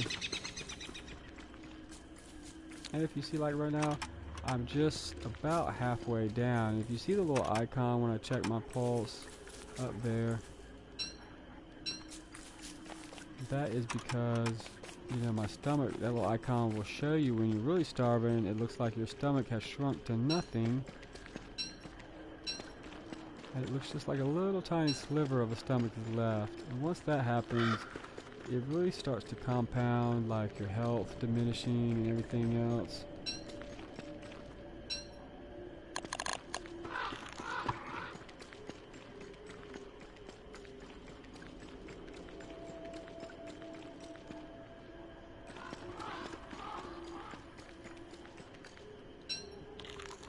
Alright, we need to go find some flowers. We need to find, I think I'm griefing myself here. Patrolling myself by not, not doing the things that I know I need to do when I need to do them. I'm taking time out to talk and explain, but all this stuff is still here. I can always come back for it. It's not really necessary. A lot of people make, a lot of gamers make the mistake that when they play this game, they rush in, they think they have to do everything right away. Yeah, it is more difficult. Like right now, I'm not sleeping, my sanity is low. But it's easy enough to fix with food and with sleeping and other things. But right now I have to get my food back up, or I'm not going to be able to sleep tonight. And once I get back to 30 on my sanity, yeah, things are going to start to aggro me and be able to attack me from the shadow realm. Because this game is layered, certain things aren't going to happen until certain other things have actuated. Like my sanity gets to a certain point, these shadow things that I see walking around are going to, get into a solid form. And then they'll be able to hit me, and I'll also be able to hit them. But truthfully, until that happens, I get to that low state, really might be able to see them at 50, but I'm really not, or 70, but I'm not really going clearly. And the more things you see, the more it compounds, the more my sanity drops at night. Alright, I need to at least have 50 or above to be able to sleep. But if it's too low, your character will know. He's not going to sleep if it's too low because he's just going to have an empty stomach. He won't be able to. Maybe we can cut down some birch nut trees. Get some food that way. Yeah, buddy, I know we're starving as usual. The game is called Don't Starve, and that's exactly what I have a tendency to do. It's not called Don't Go Hungry, and I always forget that, once your food quotient goes below 50, it starts to compound, I think, if you notice anything about the game stats. It does seem to.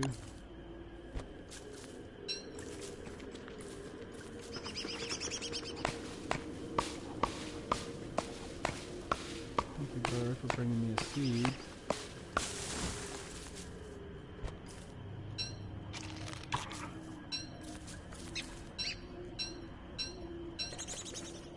Because because my sanity is already low, I'm not really going to try and do anything naughty if I can help it. Like, I don't think this is an adult tree. But he says it is.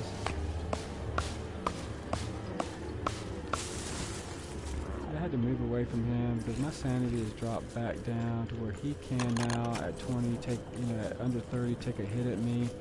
So I need to go off and find some flowers, or I need to find something really quick to kind of help my sanity. My goal was to sleep and not have to take these flowers.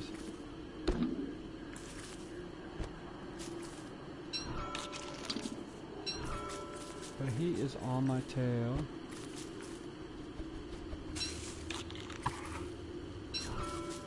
Now he has reached a solid form at below 30. He will be able to hit me.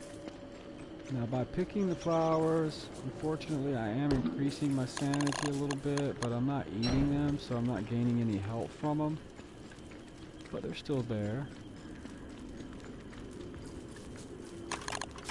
Now my sanity is back up to 32, so he will lose mass and he won't be able to attack me, I think, the way the game mechanic works out. But if it drops below that again, like I said, he'll be able to hit me again. But hopefully we'll be able to make it back to our one campfire.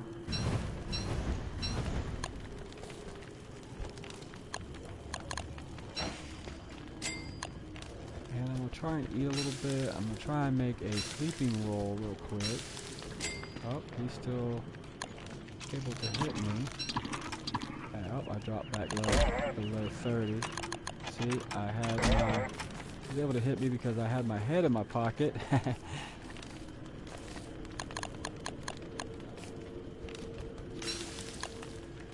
And I wasn't able to move because it was deactuated, which is really weird game mechanic. But that's why I call it, when you're checking your pulse, or if you're checking your if you're pulling up your crafting menu, it's kind of like he's thinking And he's thinking about what to craft, so you really can't move. Like like this toggle isn't, your right toggle isn't going to move anything. When you hit your L2, you will be able to use your left toggle to move and choose, go up and down and stuff. But truthfully, you can't move. Just like when I have the map pulled up, if you noticed in my previous, in this earlier part of the video, if you did watch, once that is pulled up, you can't move because you're thinking so hard in this nightmare world about we're trying to remember something because your brain is just so shot out of a cannon in this world. You can't really concentrate, so when you do concentrate on one particular thing, it takes all your effort. And that's why when you pull up this geography, I don't call it a map anymore, because it's really kind of your memory of the map.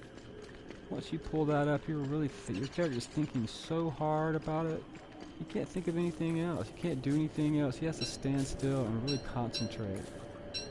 Now I can back out by hitting it again.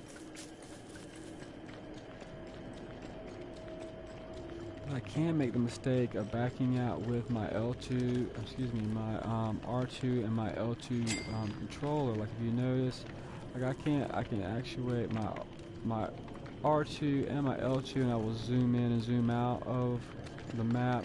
So that way, if you have a memory of a larger part of the geography of the map, then you can kind of move it around within your memory and kind of see it. And that's why I call it a memory of the map, because technically, if I'm not in the chunk to see you take something or move something or plant something, if I'm not there, it won't update on my memory, so I won't know.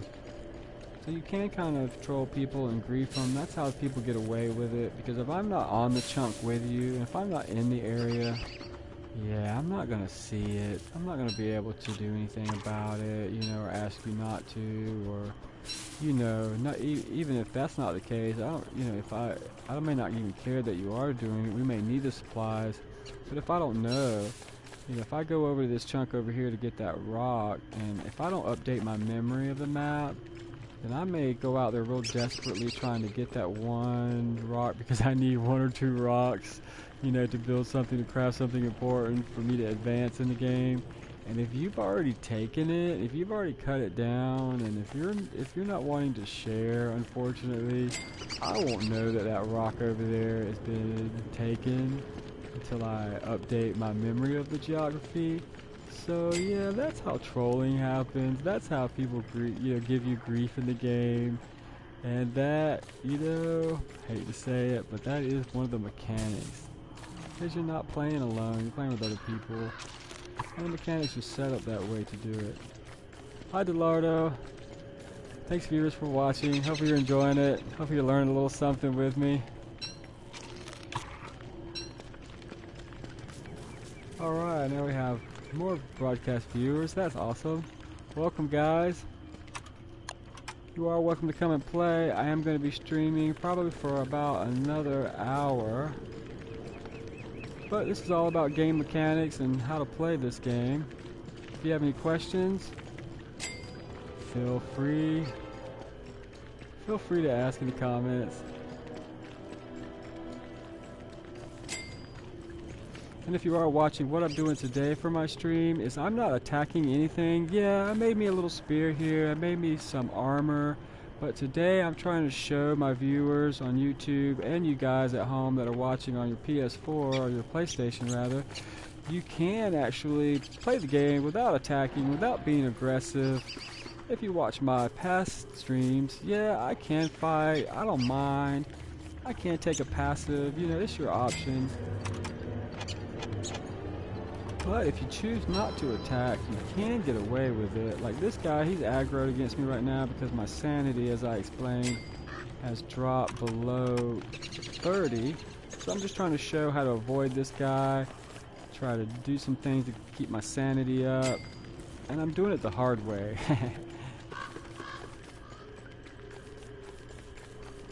Because sometimes if you don't know how the mechanics work, you may not think that you can do it this way. Because if somebody is trying to grief you in your game or troll you, you know, like I said, it's, you know, sometimes it's even unintentional. You know, they're not trying to do it on purpose, you know. They can do it unintentionally, and then you have to know how to avoid the situation, how to get yourself out of it. And really, that's part of the game mechanics.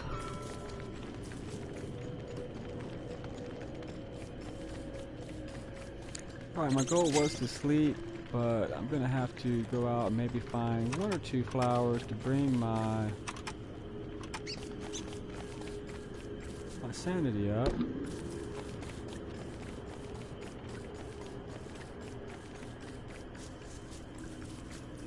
Because I don't want to miss this whole day and not sleep again. I do have a little bit of food on me.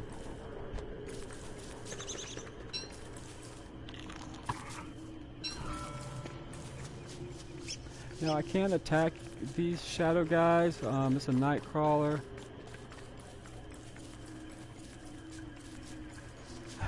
So, okay. Well, I mean, what you can do is, like I said, you can not attack these guys. Like, I could attack him and he would dissipate, but then he would become aggressive and he would try to attack me. But the thing in the game mechanics is you really don't have to attack. You can avoid him.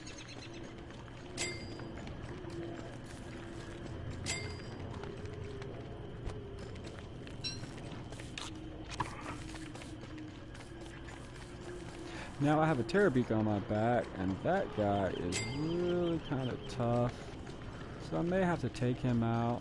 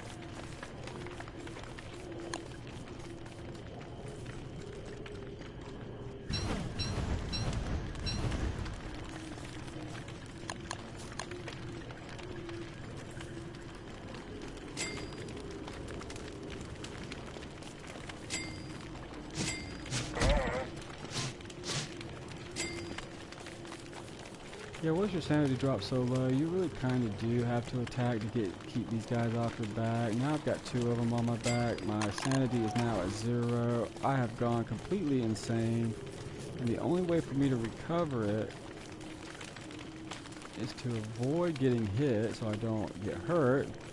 But the only way for me to avoid it is to increase my sanity once daylight happens.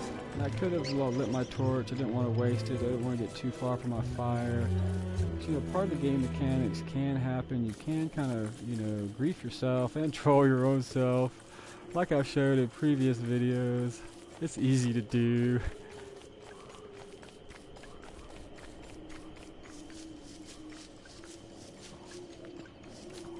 Yeah, you gotta be careful when you bite into a corn dog. There might be a stick in there. You don't want to hurt yourself.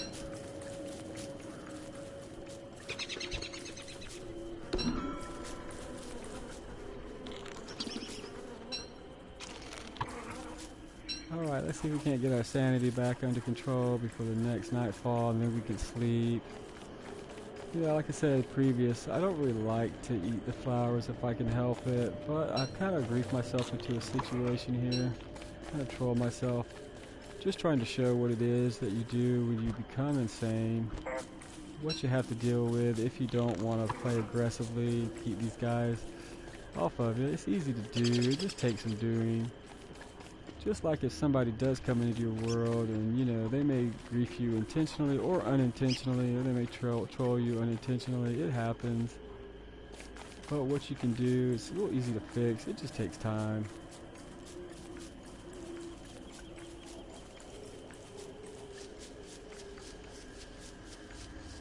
But if anybody's watching, you know, my stream today on YouTube, I'm not really doing anything to prep for winter. I'm not gonna, you know, go out and try to get my farm together. I am gonna show that, you know, in the future. But today, I'm not gonna show anything. Like, people didn't believe that you can survive, you know, all the way through winter without anything. I played last night, night before last, and I made it all the way to day 20 and never found my first piece of flint. It was insane. I couldn't make an axe. I only could find like randomly generated things in the world. You know, like I found some wood and things like that. But you know, I was playing on a public forum, and they had kind of come in, even though it was cooperative. They had kind of, you know, stripped the entire world of everything. And I will try to leave things like. If you notice my past streams, like I might pick one piece of grass and leave the next one for the next player that might come in. To me, that's the true cooperative style of fashion. But, you know, there's all kinds of ways to play this game.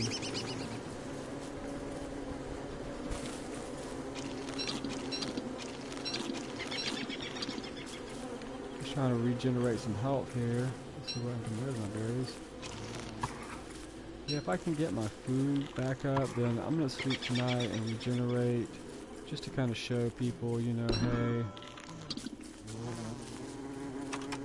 But at 30, the shadow guys aren't solid, so they're not going to attack me.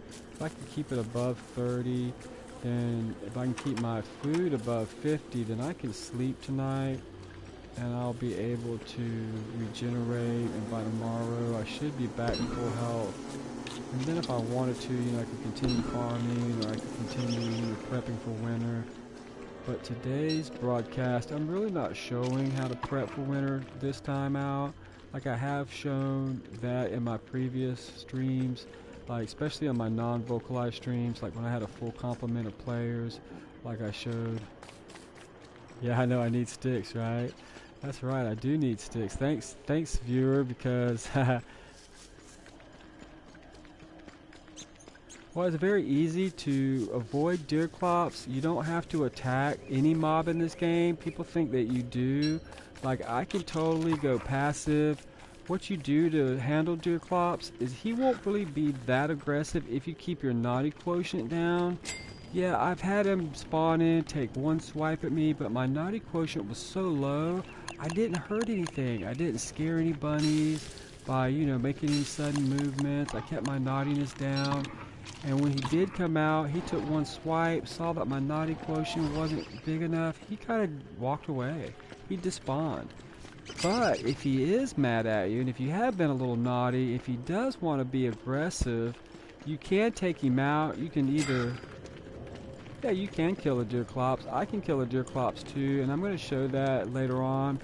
But if you want to do it the passive way, which you have that option in game, you can lead him to the swamp.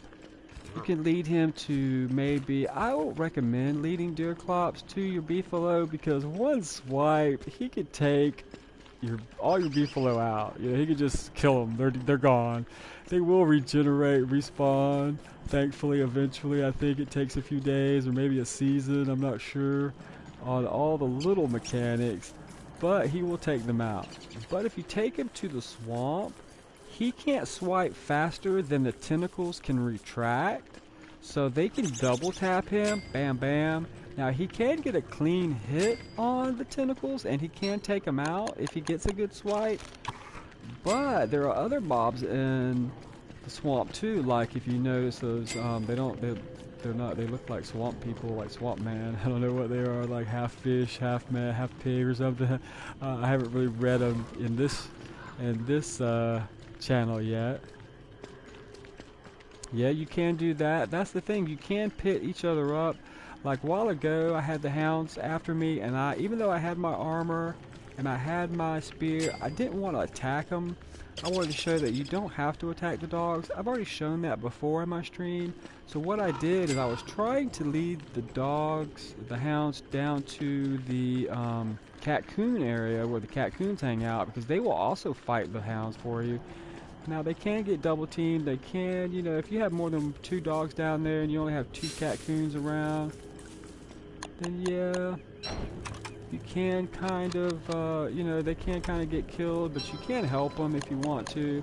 But I wanted to show that you don't have to fight. So yeah, I took them, you know, on the way though to take my hounds. If you watch the, you know, the previous stream on YouTube, you'll see that halfway to my Catcoon area, the hounds got distracted by beefalo, and the beefalo, they're kind of neutral. They'll attack if they have to, but if you watch it, if you go back and watch it, he attacked the first one, and then all his buddies came to help him out. Well, then the second time, you know, once the dog got hit a couple of times, the hound got hit a couple of times, he was smart and he quit attacking for a moment until they were going to leave him alone. But then he decided to get aggressive because he ate a piece of meat and regenerated some health. So then he was like, well, I'm big and bad again. I feel better, so I'm going to attack again. And yeah, that's whenever the beefalo decided, if you notice, it seemed like they decided, well, buddy, we're just going to take you out because you're not going to stop being aggressive.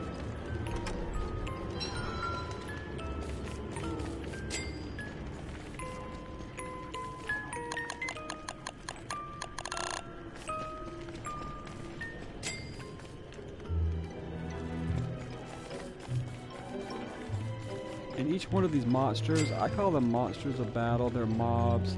Now each one of them has their own brain, like this little guy right here, let's see what he's called. Aha, Nightcrawler.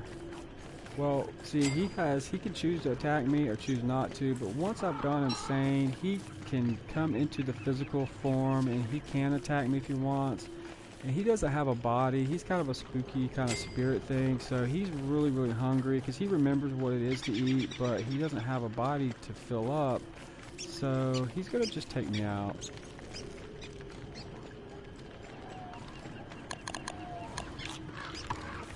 But now he can choose to attack or not, and of course, because he is kind of a bad guy, he's kind of bad all the way, he will attack, he will continue until I'm gone. But once my sanity's better, he loses his physical form, because it's really what my character can see. He's not really here, like that little baby Terrorbeak, they're not really there, but in this nightmare world they can get physical form. They can come after you. Yeah, you can actually get spider queens, you can get bee queens. I think there is a way to friend each one of those. You can, you know, wake them up, aggro them enough to wake them up, and then you can, you know, lure the dogs or the hounds into that area, and they will have to, you know, because it's survival, they will have to attack to survive. But that's how you do it.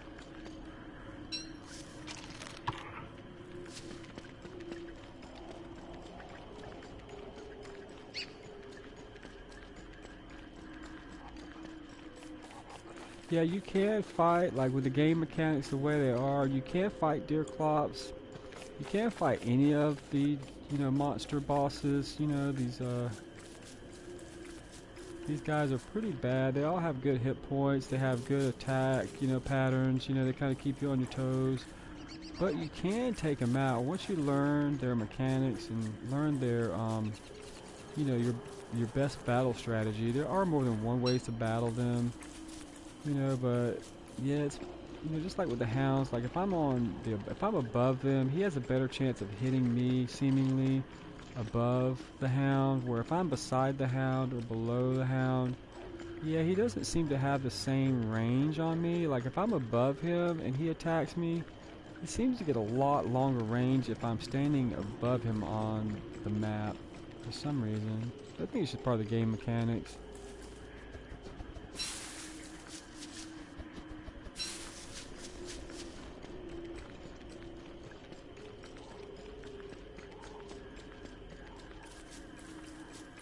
And to my broadcasted viewers, you know, you can always check out my YouTube channel. You know, it's in the gaming section. Under that search, you can look up Charles McCoy's YouTube page. So that's where I do all my game mechanics games. This is my first feature game, Because to me, it seems to have got most of the bells and whistles, you know, polished and finished on it. So to me, it's kind of ready to show the world. They may change things and update things. Like I just got an update today for the game again.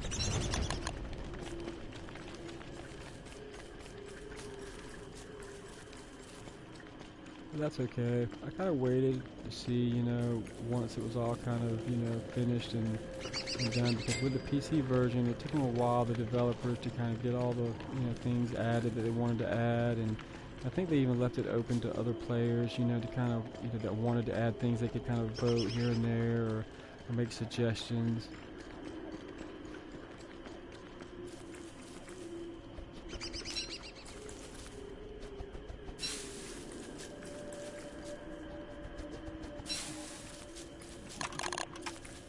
Yeah, my health is really low, my sanity is really crap. Not my health is pretty good.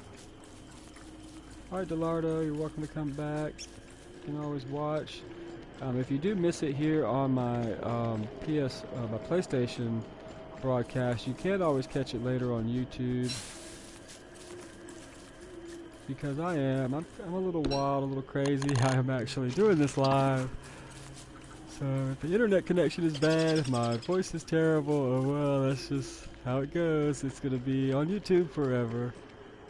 Now, I did have some internet connection problems yesterday, if you watched, so I had to cut it kind of quick, and I tried to come back and make another video, but I just didn't get the connection speed I needed to do it properly, so the video just didn't turn out very well, so I deleted it off of YouTube.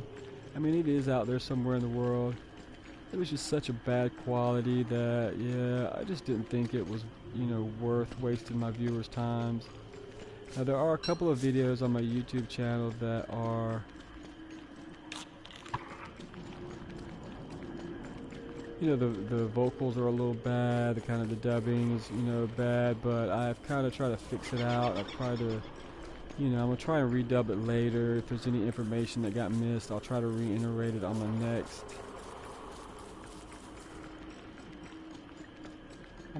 go round.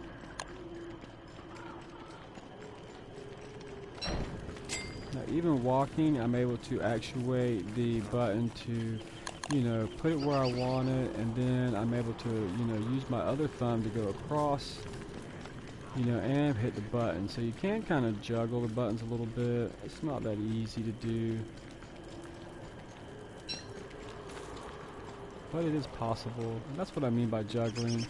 Like right now I'm running, so if I want to put this, like say, on my next torch or my shovel or anything, I can move my right toggle to it, and then I can go over, even though I'm still having to depress with my thumb my left toggle, I can kind of still, you know, depress the shovel and activate it if I wanted to. Of course, I'd lose my light right at the moment.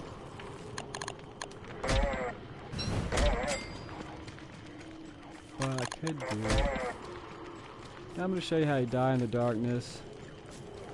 We're probably going to cut it here today and come back tomorrow.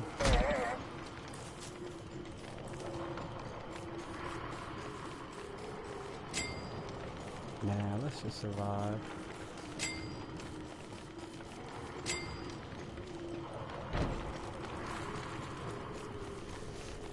Yeah, it's a little more difficult when you start going insane. All your stats and losses start to compound. Like right now, I'm about to lose. Yep.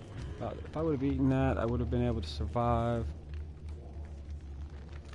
But when you're playing the game by yourself, it's not really meant to play by yourself. So if someone else was in game, I wouldn't have to roll it back. I wouldn't have to rescue myself. Yep, that is a nightmare boss. I think that was just what you just saw. The nightmare boss, if you look in the very beginning of this game, there's an intro, you know, a video that you see, and I show it now every day in my stream so that you can kind of see what's going on and the setup of the game. A nightmare boss is just like what you saw. Those guys are nightmares. They will come out, you know, and it only happens when I'm insane like this, below 30. They get physical form, And a terror beak is what I call the boss of the nightmare guys. You have the little tiny baby terror beaks. You'll see those little short guys. You've probably seen them if you played. But those are like the babies, just like the baby trees. You know, then they have the adult that comes out, the guardian, and those are what I call terror beaks. Those are the big guys. Like those are the ones that just took me out. Those two. I kind of let him do that so you can kind of see what you have to do when you're playing by yourself. But, you know, what you want to do with those guys, you know, I could have fought them, I could have been aggressive. But instead of talking, I should have been, you know, managing my sanity a little better and picking flowers and doing things to... You know, normally I would do that, but to me that's a nightmare boss. And if you look at the very intro of the game, there's a lady, she's kind of balancing good and bad. And she's kind of like the boss of the entire world. I think she keeps tabs on whether you're naughty or nice or what you're doing. I don't really think she has to keep tabs on it. I think she always knows. Kind of like Santa Claus, I've said. She knows when you're being good or bad. Yeah, Garland's good. Yeah, I'm really trying not to, you know, use that yet. I'm really trying to show people that if they can't make a garland, you know, they can use a couple of flowers. I'm really trying to keep it above 30 so this guy goes back into, you know, a mist form and he doesn't come out and hit me. Yeah, like I said, there are kinds, that's a great idea. Like there are all kinds of things you can do. Like I can make dapper clothing. If I harvest some webbing, I can, you know, make some silk, you know, with the webs. I can, you know, I can make different things. Like I can eat, I can do all kinds of things. But I'm just trying to show right now in today's stream broadcast to YouTube that, you know, what if you're in a pinch where you don't really have a lot of flowers, you only have one or two. Like I can't go over here in this biome and I know right where the flowers are, but you know, sometimes you don't always have the items you need when you need them. Sometimes you have to just gradually find them, and then what do you do to kind of, you know, what do you do to spread out that time frame? Like what do you do to, you know, make that last and inch by, and sometimes in this game you have to almost be on the brink of death with your character, survive.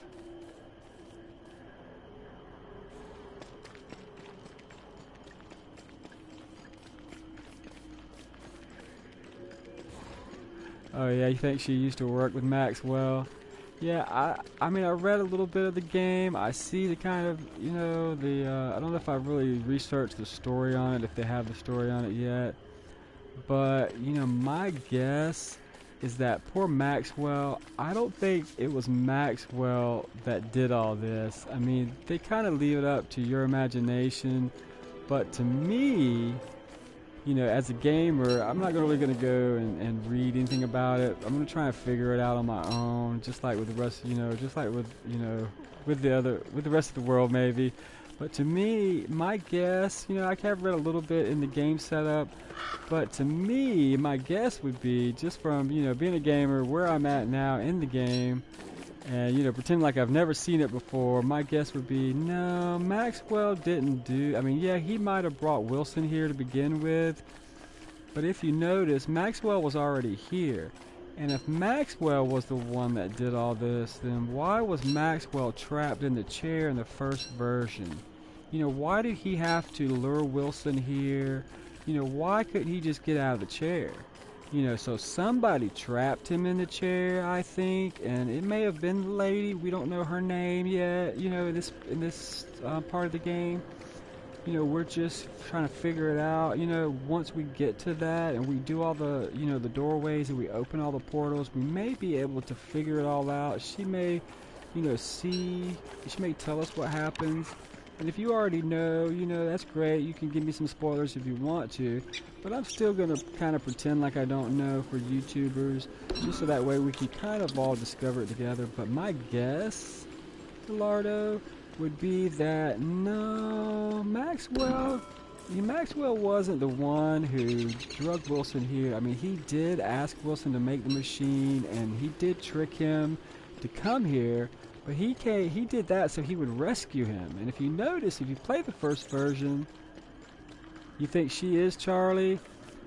Well, you know, part of me thinks, you know, and I don't want to give it away, but if I were writing the story, Delardo, what I think is that if you look at Wilson's name, what is Wilson's name? His name is Charles Wilson and blah blah blah. I can't remember the last name.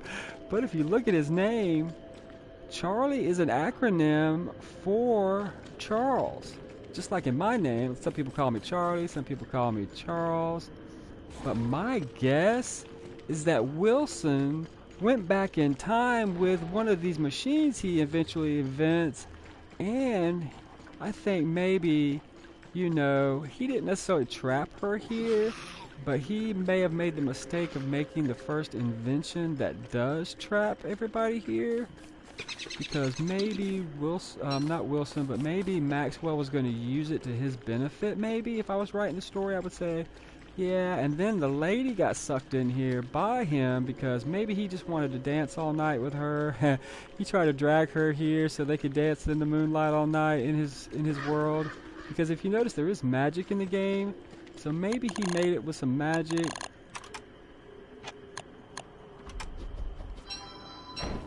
Maybe he made it with some magic. They don't really describe it, but I think that would be my guess on the story.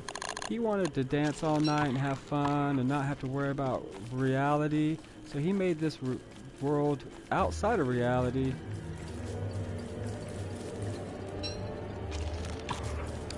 But they don't really go into that detail, and something happened because, you know, Maxwell got trapped in the chair, and my first guess, nah, he didn't do it. Yeah, he may have brought Wilson here, but I don't think, you know, just my first guess is that if he had done all this, then he wouldn't have got stuck in the chair. If he was in control of all this magic in this nightmare world, in this world of his own, nah, my guess is he would not have gotten trapped. Now, of course, the lady could have trapped him, you know, once she figured out his magic that he was using. But it doesn't really explain that. It leaves it up to your imagination. Yeah, you think you think he did it? You think he used her? It's possible. But my guess is that I really, like, if I were writing the story, I would tell Klei Entertainment that, to me, my guess is that Maxwell was in love with this lady that we don't know her name yet, but she was in love with Wilson.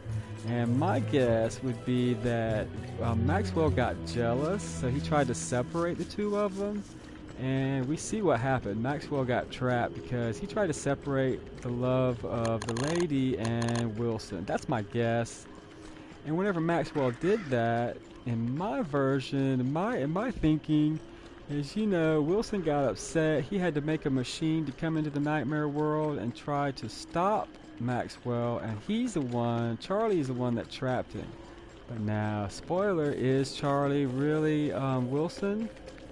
We don't know. We may never know. All right, I'm gonna die, but we're gonna try to find some food.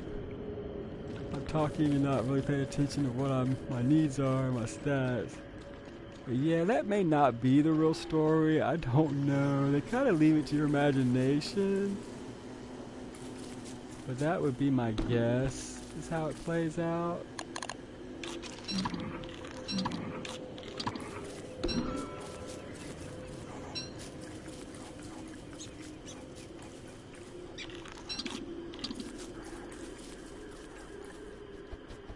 Alright, well, really, I'm only going to play for a little bit longer. If you want to, you can play. You can always friend request me on PlayStation. You know, it is... my handle is, you know, Charbender72. You can also friend me, Charlie McCoy, on my PlayStation. You're more than welcome to. But if you do join today, I'm probably going to cut a little short today. So I have been playing for like 2 hours and a half. I've got great connection. Hopefully it's all streamed and all worked out flawless today. That'd be great. But we'll see how it works. And you're more than welcome to join. But yeah, it may not be so much fun today because I may cut it pretty soon. Just trying to show on my video, kind of reiterate what all I lost, the information on yesterday's stream broadcast on YouTube. You can check it out. I had bad connection, so yeah, I kind of lost a lot of information I wanted to share. So I kind of did that today, went back over some game mechanics. But right now, I'm so far from Portal, if you did spawn into the game, it would take me, you know, probably another day to get back to you. But you can play the game alone. It's not intended to play alone. I don't really like to play alone. But I am hosting, so, you know, I leave the world open to anybody that wants to join. Because the way the game mechanics are set up, I can play alone, but I have to make it available. I either have to have my own server or be on someone else's server, so that it, you know, it is playable with other people.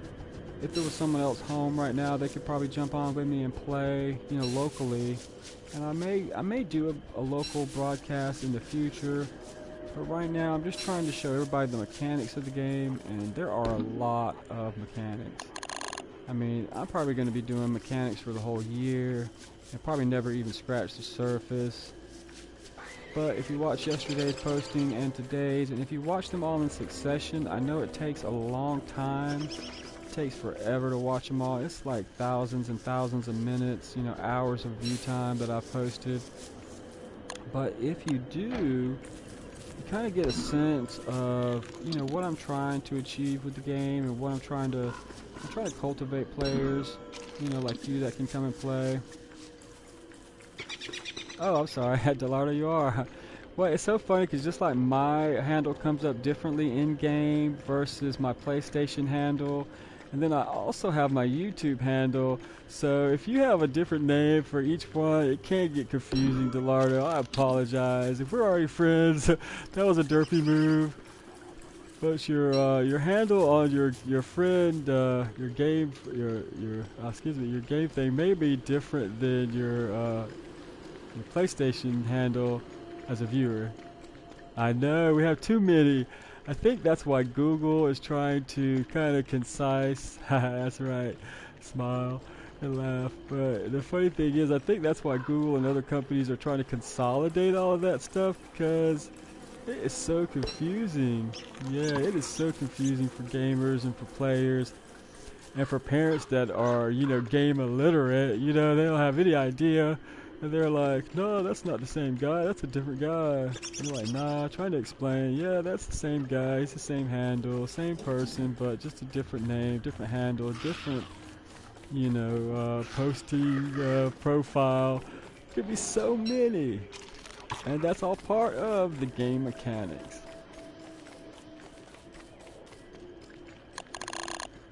And if in the future, like tomorrow, if you want to come back, Delardo, and play, that's great. Just remember, I am, you know, of course, posting and streaming and hosting live.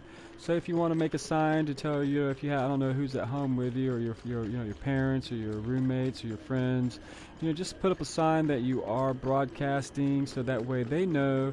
That try to keep the noise level down so that it doesn't, you know, post to the world, because it is forever. So if you are younger and your mom comes in to fuss at you about your dirty socks, my game will pick it up and it will broadcast it. It will show the world.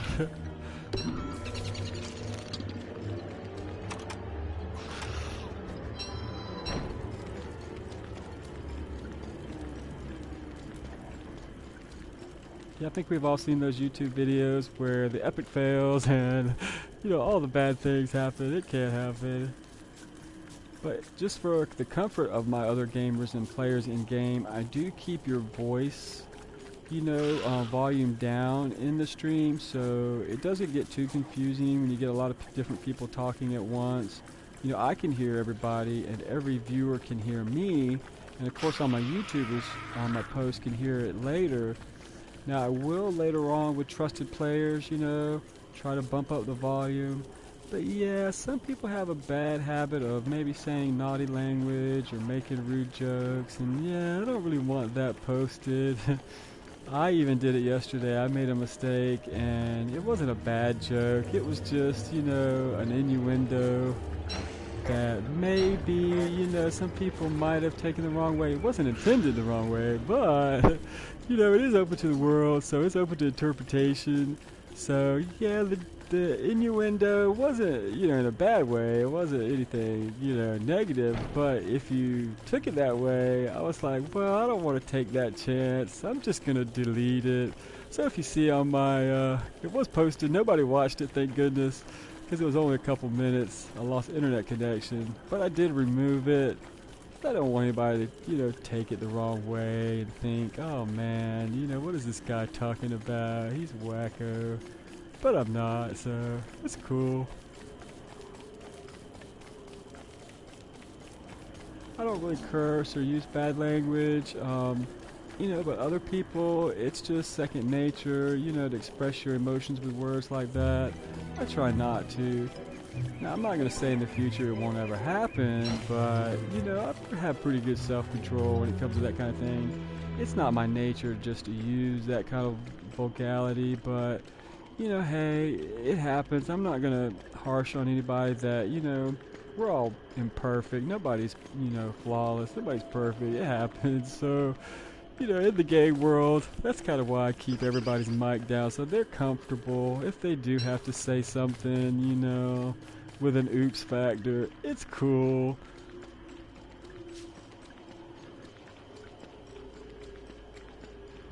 But my philosophy in life is if you've never heard the bad words, then you don't know them, so you won't ever say them. But that's not the way the world works. We're going to hear those. People are going to slip up.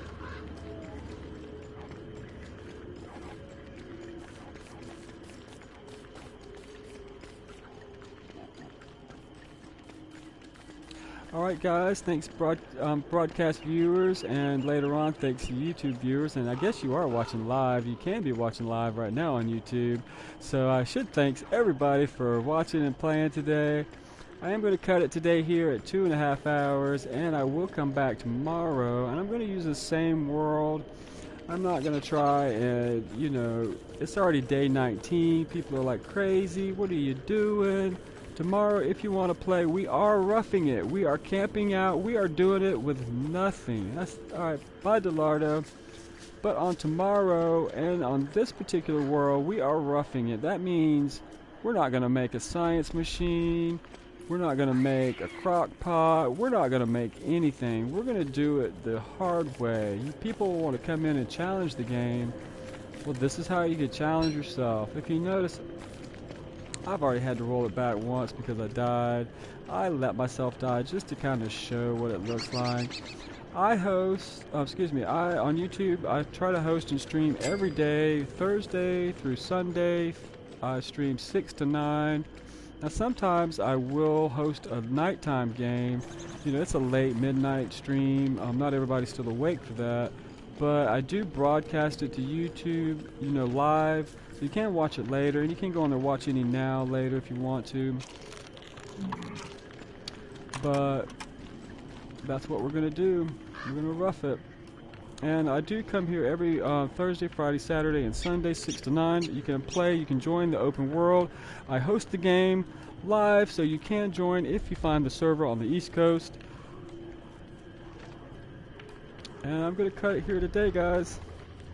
Please, guys, come back tomorrow, view my show. I think you'll like it. Once you figure out what I'm kind of doing, you might understand it. My poor guy's going to die if I don't hurry up and find some food to get out of the way of this bad guy. But we are roughing it. You may want to wait till the next day on I think on Saturday. What I'm going to do is I'm going to start a brand new world, and I'm going to, you know, let people join, and we're going to play cooperatively. You guys decide what we do. We all make a vote, and then we'll do it that way. Because there's all kinds of cooperative styles that you can play. But alright guys, thanks for watching.